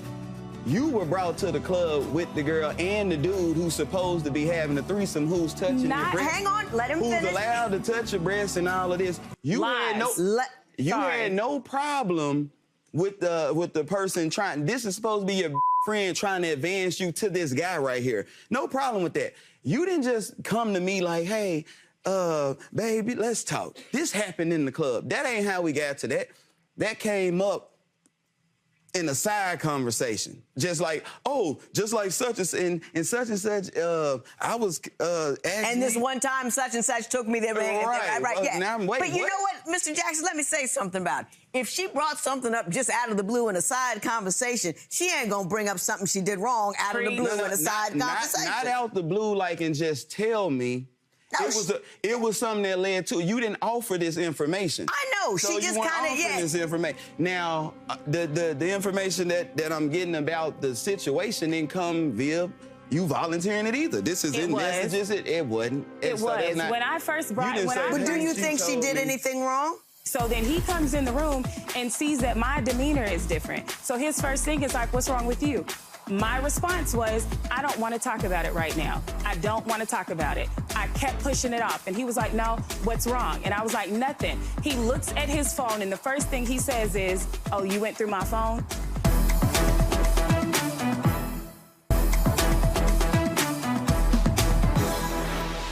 So you caught wind of a situation where a threesome was discussed, but you have no evidence that anything transpired as a function thereof. Is that where we are? But I never accused you of having one, and this is some. The problem with that is something different. I never accused you of saying you were in the threesome. Now, also, that isn't the first instant of that. This particular girl, since I met you, has been making passes. You've been talking about her trying to lay with you or touch you or play for the whole duration of time. That's a lie. Sorry. So it wasn't no just, and then all of a sudden I'm like, this your friend. So you go out with your friend who brings you here with a dude who she's not in a relationship with. She's married. And here with this dude to offer you in a threesome, and you okay with that? But I'm supposed to be okay with you hanging with a person like that. I see what's going on here. You say that he can't remain faithful to you. Why do you say that? Well, first of all, it all started when he got sick one time, and I was in school, and he called me, and I could tell that he was sick. He gets sick, and I always try to be there. And for weeks prior to that point, my woman's intuition was like, something is going on. We all know our men, and his mannerisms had changed. And so it kept, I kept suppressing it. I was like, no, not him, not him. The day he got sick, his phone was on the bed. Yes, I went through his phone, and I immediately seen messages, not to one female, but to a couple of different females. Now, I was crushed at that point. So then he comes in the room and sees that my demeanor is different. So his first thing is like, what's wrong with you? My response was, I don't want to talk about it right now. I don't want to talk about it. I kept pushing it off. And he was like, no, what's wrong? And I was like, nothing. He looks at his phone, and the first thing he says is, oh, you went through my phone? So then I'm mad, because I'm like, oh, okay, so clearly there was something in your phone. If you're worried about, if that's the first thing that you say, on your mind, that's why he thinks you're upset. Yes. What's your version of that event, Mr. Jackson? That wasn't the first thing on my mind. She actually brought that up. I did ask her what was wrong with her. What was on your phone? Let me skip all that. What was on the phone? Were there messages? What was on my phone, if we're going to tell it right? It was messages, but it was prior messages that hadn't been. It was prior messages that just hadn't been erased, and we know. It wasn't prior messages that hadn't been erased. We know it why. Was prior women. Now listen, I had built a funny, weird friendship relationship with one of the girls, and that was. She was also my friend, but now, was it wrong for those messages to still be there? Yes. Now, when we were talking about merging, all of that was gonna be left in the past until I realized why we were merging. Somebody had a plan that was just their plan. Right. Well, what was the plan? Their plan was, we're going to merge. I'm going to stop working this place and this place, and I'm going to do this, and I'm going to become this off of that. That wasn't my plan. So now when I left my place I can to come explain that into better, your place. I'm sure you could. I can. Let's say that's true. That was her plan. That was different from the plan that you had together. Right. How do you think she was taking advantage of you by doing that?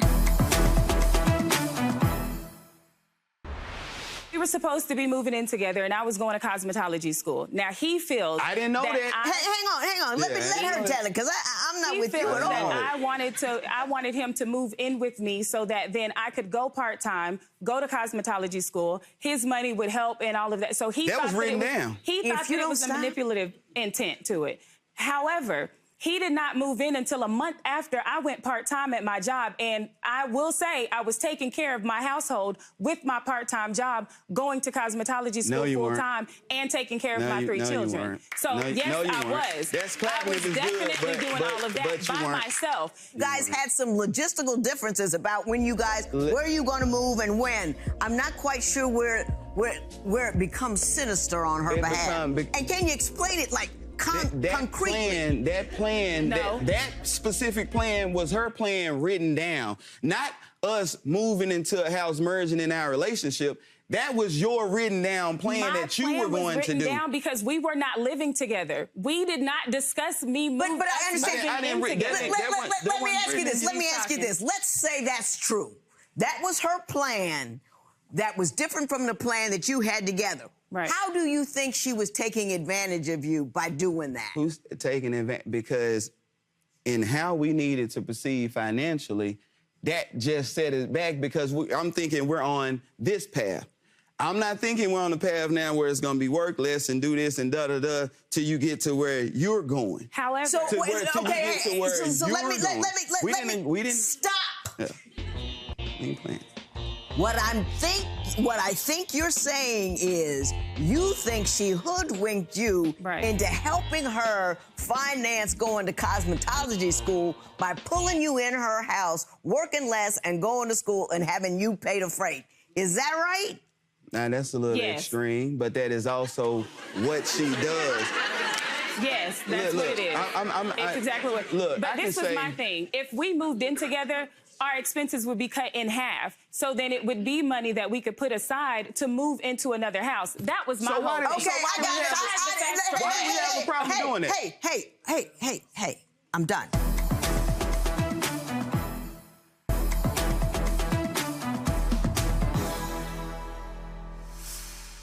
You're finished with each other, correct?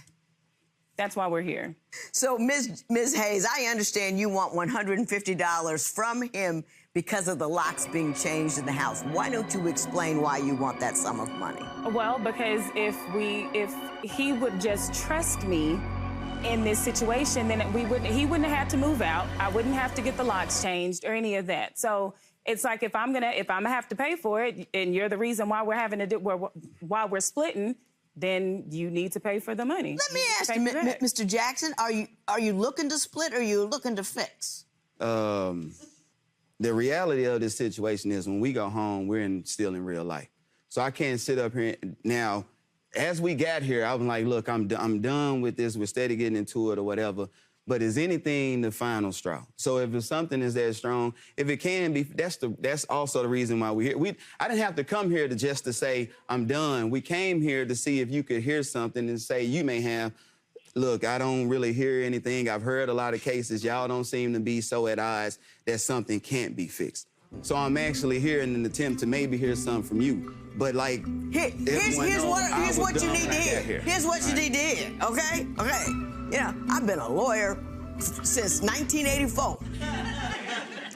I used to do complicated corporate litigation, and with a bunch of lawyers talking about accounting and the ERISA and all that kind of stuff. I have never been so confused in my life as I am now talking to you. Here's what I want to say to you. I think she's fabulous. I think she's beautiful. I think she's well-directed. I think you're handsome. I think you're a good dude. I think you love her. I think that there's nothing here that is really a big deal. What I do believe is that you just have a very convoluted way of thinking. And I think that, nothing wrong with it, but you have 19 levels of conspiracy theory on everything that you do. And you have difficulty clarifying your thoughts because of all that. You don't believe, I know you don't believe me, but it's true. That's not what my problem is. My problem is that it's certain things that I refuse to because this is a person I was in love with, let these people hear. So it's not levels of conspiracy theory. Some of it is just by way of, if you're my woman, I'm not going to put certain stuff out there about you. I'm not here for that. What I'm talking about is the way you perceive things is not necessarily directly the way they are.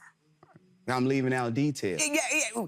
And I gave you plenty of time, and I got all this loop-de-loo. It's a long story, so it's detailed. Miss Hayes, this is who he is, and this is how he thinks.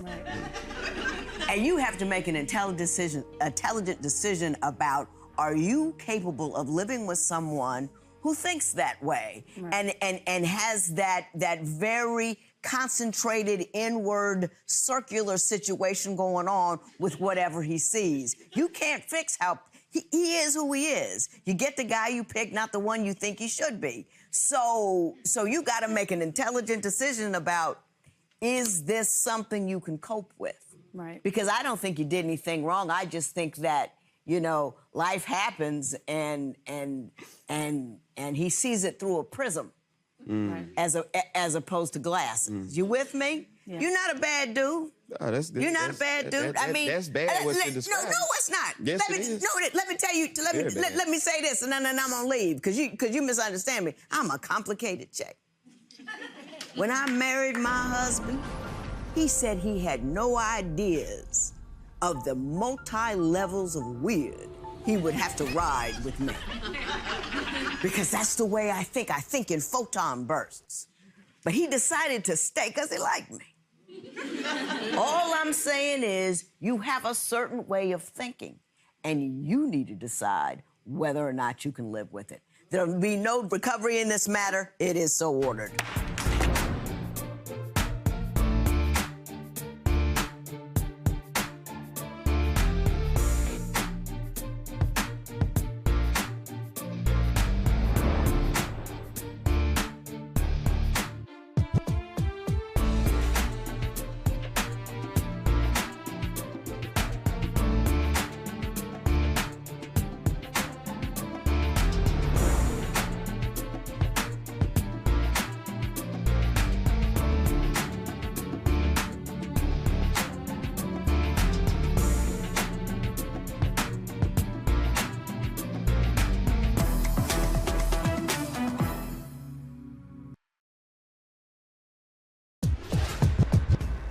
Judge, this is the case of fantasy fail. This couple has a problem a lot of couples have. Money. How much they have and who's making it. Let's see if we can get to the bottom of it. Court is now in session. The Honorable Judge Lynn Toler presiding. Good day, ladies and gentlemen. I'm here today with Victoria Brandenburg and Casey Brandenburg. The two of you have been together for 7 years, married for 2, and you have 2 children together. You do not want to be together anymore, and Mrs. Brandenburg, you are suing for $2,220, which we will discuss momentarily, but before we do, I'm going to ask you to tell me a little bit about your marriage and why we're here in divorce court today. Yes, ma'am. Well, Judge Lynn, I thought I had got swept off my feet. I had this fairy tale wedding, which I mostly paid for, but now it's just turned into a daily nightmare. The biggest issue in our marriage is finances. When I first met him, I was under the impression that he was working all the time. He had his own truck. He was bringing me food. He was bringing me gifts. And it was nice because we weren't in the club. We weren't around 50 different people like it was just us. Right. I've practically been on my own and working since I was 15. So it was nice to have somebody doing something for me. Right. But it wasn't too much longer before I figured out most of it was an illusion. So the truck that he had was actually a family member's. Whenever he's in need of cash, it's usually not from working, it's usually from friends or family. When I first met him, one of the jobs that he had was in a restaurant chain. So before the marriage, a friend of his is a manager for a certain restaurant. And I begged him, I was like, please give him his job back, he needs to be working. And they agreed. So 2 weeks later goes by and I go home and he's asleep. And I'm like, what are you doing? He's like, well, I got fired. And I was like, something's not right. So I went to the guy, and I was like, hey, did he really get fired? They're like, no, he was a no-call, no-show. But that's what he does. He'll work for 2 weeks at a time, and then he's like, oh, I got a paycheck, I'm done. No, the goal is to keep working. He gets one paycheck, then bounces? Yes. Mr. Brandenburg, please tell me that's not true. No, it's not true. What is your work history like? Is it choppy? It is. Lately, it has been. Judge Lynn, he'll have 8 to 10 jobs a year. Filing taxes is a nightmare. It's hard for me to work now. Would you put 8 to 10 jobs a year? It's hard for me to work now. Back in 2015, I got hurt on a job. We've been together since 2012. And I almost lost my arm on that job. I was working electrical, getting equipment. Right. Trying to get the equipment out the door, and I tripped over another company's equipment. And I went, instead of catching myself on the wall, I went through a window. And it guillotined my arm. Was your work history more solid before that? Yes, ma'am. No. You say no? You say that accident didn't change anything. He was always... If anything, that one job is probably the job he's had the longest. That lasted maybe 6 to 8 months. So that was all right. What's the longest you've been on any gig? The longest job I've had was about a 3-year job. You said in your paper, this was interesting to me, you think he's with you for your car. It was the deepest thing anybody's ever said. Why do you think he's with you for your car? Well, I think there's a lot of reason, and using me is a big part of it, and the car is one of them. So, each month, he has this thing where I call it his man period. For, a week, he'll go away to his friends or his mom's, and the one thing that he thinks he has is he has to take the car. He's entitled to it because we're married. Do you take off with the car? Not always. Mainly, I always but on occasion, you do. Yeah, I do, because, I can't be trapped with her all the time when she's always being crazy. He decides to leave. Trapped with her. That's a very interesting use of a phrase. Do you contend that she's angry all the time? Why are you trapped? Because I'm always at home with our children. I'm always cleaning up behind her. I'm always doing everything around the house. I'm doing our clothes, the kids' clothes. But it's not enough for me to work all day and then to do the laundry I'm always with and the stuff. kids. Whenever she's not around, I always have the kids. She'll be gone for a week or two at a time, and she never has a kid. You get no sympathy from me. Just none. What do you say is your major complaint about her? Is it that she's not helpful around the house? It's that she's not always there. Like, she always go I'm out always do what trying she to wants find to new do. ways to make money. I do, but in anything I do, he won't support. When I was doing my vinyl business, it's you're not home. If I was traveling to different countries, he's like, you're not home. And it's like, well, yeah, I can't be when I'm always trying to figure out ways to make money because he won't help me. Do you see where she's coming from on that? I understand where she's coming from. One of the things he used to throw up in my face is when he did get hurt on the job, he had a settlement that he got from workman's comp. Right. And so Which I gave her $18,000 for. it wasn't that much. I was Yeah, begging it him was. to It help was catch up hard. the bills of thousands of dollars. So when he paid those thousands of dollars, it went up pretty fast. I mean, when you're months past due, it doesn't take long to be Let me gone. ask you this. What do you think you say, and I know you disagree, but let's just say for the sake of argument, you gave her $18,000. What do you think she did with that money? Paid all her credit card bills off that she did in 2 years. Were they run up because of household bills, or was she like buying Gucci bags and whatnot? Probably a little bit of both. Not only just bills, but her own things that she wanted to buy, like clothes to go out to do things with her friends or go out of town with, and then she would return them. No, I bought the kids' clothes. Bought the kids' stuff. A lot of our clothes came from Paid the family bills. members. I filed bankruptcy at the age of 24 because of all the debt. I was never really past due, but I was using loans to pay credit cards. Yeah, borrow from Peter to pay Paul, and you could never catch up, and you finally just said, you know. Yeah, but on the flip side, I've also spent up to $15,000 on trying for him to get to see a second son that he has. I paid his back support to catch him up. I've spent money in court costs and attorney fees for him to have rights to his son, which every time we go to court with that family, they never really resolve anything. He doesn't see his son. It's really rare that he does. Like, there's no father figure role, and that's one hard thing for me. But the weird thing is they all hang out like they're friends, like nothing ever happened. Did she come hard for you economically with back child support and stuff? Yeah, she's helped me with back child support. She's helped me see my son and everything. Just with those people, she doesn't like them because, I don't know.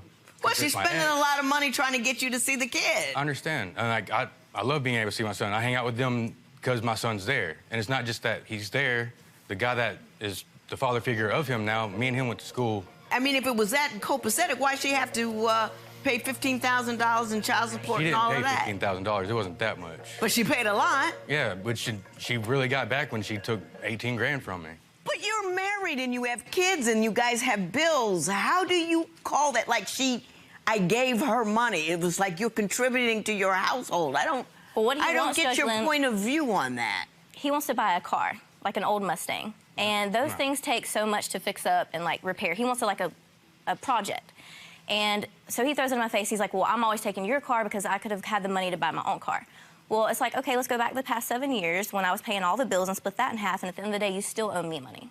Right. When I am home, he's constantly on his phone or in the bathroom outside smoking a cigarette. 24/7, no matter what time. Yeah, because that's how you make money. I know you don't know what that is, but that's how you make money. So that's how I keep him with all my contacts. That was frosty. But feel the chill all the way over here.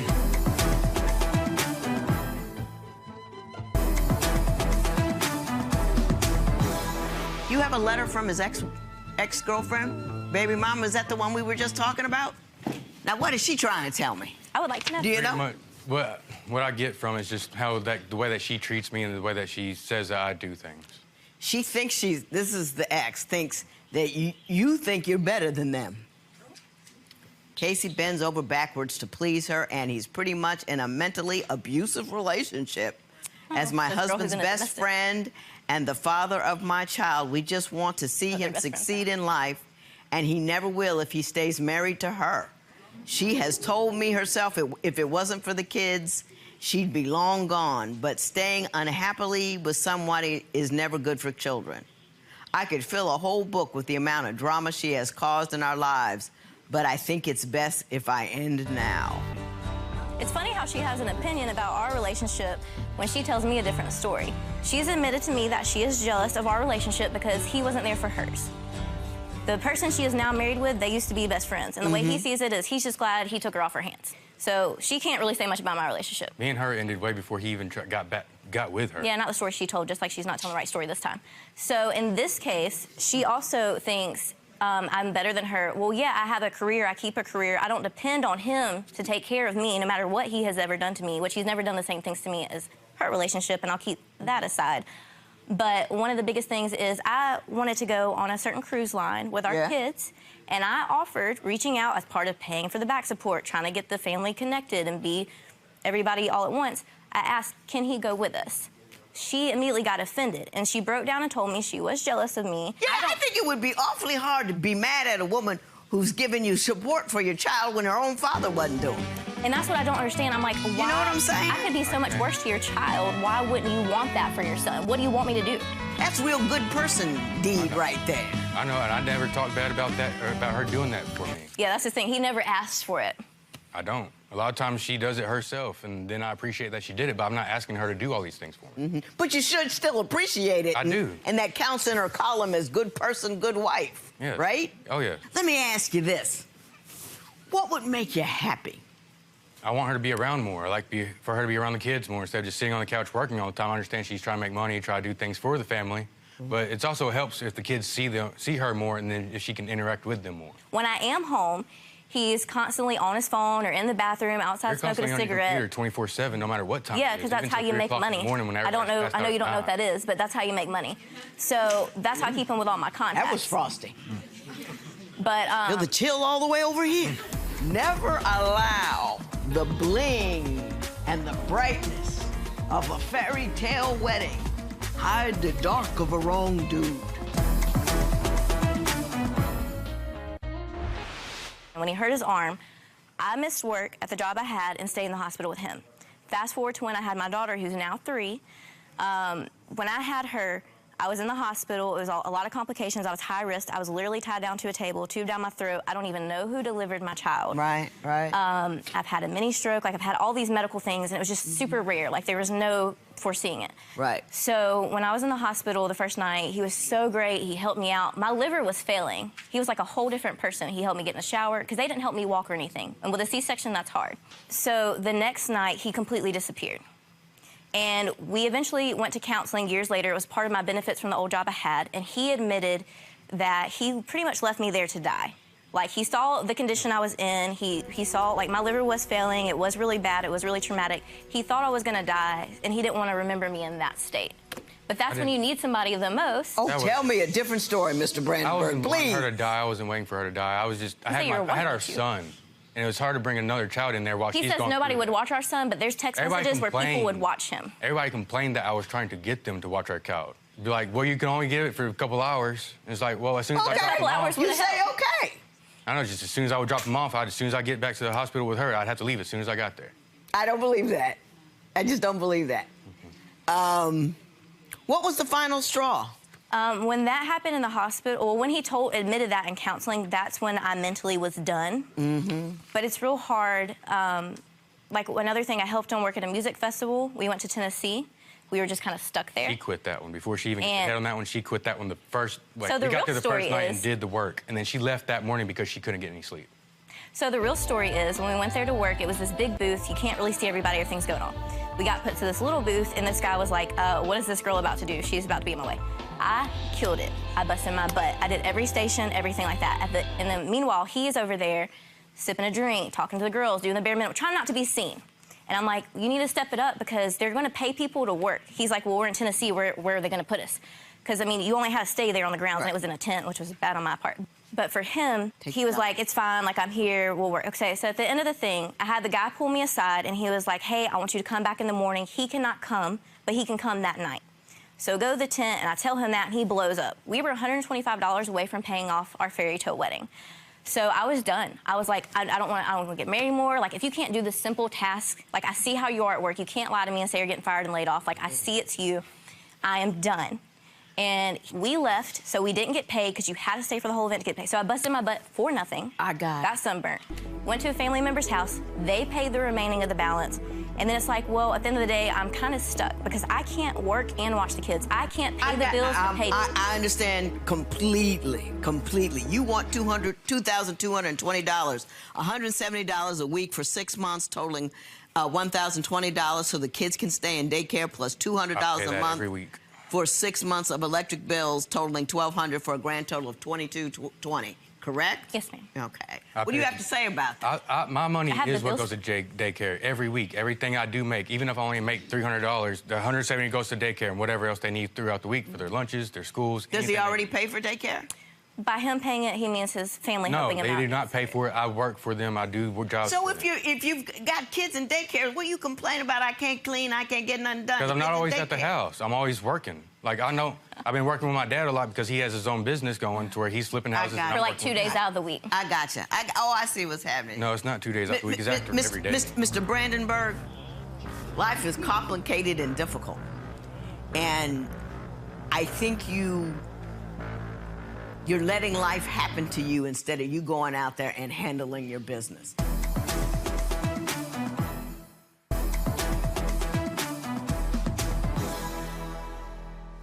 I'm sorry about what happened to your arm, but if you can't do physical labor, then you go to school so you can do intellectual work or something where, but you're just sitting there waiting for things to be okay. She's working, she's doing everything she can, and you're a little miffed because you're doing the house husband thing, but you're not doing anything to get out of that.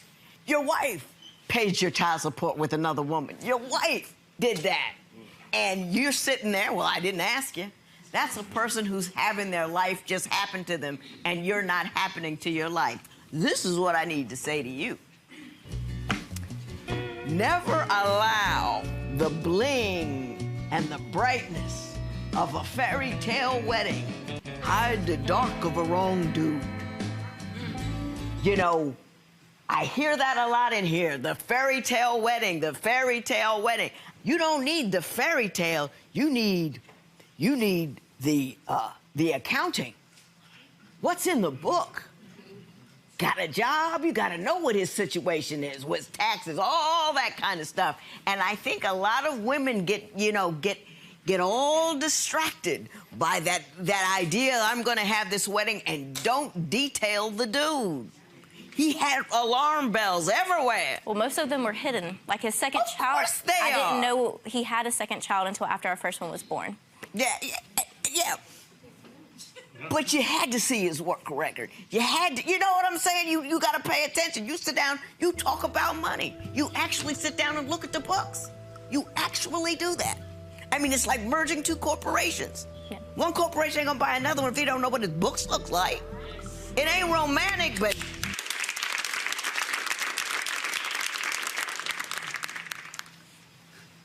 I can't give you this money because he is paying it currently. So if I were to demand that he pay it again and he's still paying it currently, he pays twice. If, in fact, when you finalize the divorce, you need to make sure everybody's paying what they're supposed to pay, but they would be premature at this juncture. I think that you should continue to move forward, Ms. Brandenburg, because it's not fixable. Do you know what I mean? It's not a thing that it's between the two of you. He is who he is, and who he is isn't going to bring much to the table, and you're not the kind of woman to be able to live with that. And that's cool. You know what I mean? Always be a good co-parent. Always love one another. Make sure that, everybody's cool. Your children will only be as cool, calm, collected, and okay as the mother that holds them. Don't ever make her life difficult for her. Do you understand me? Oh, I know that. Okay. There will be no recovery in this matter. It is so ordered.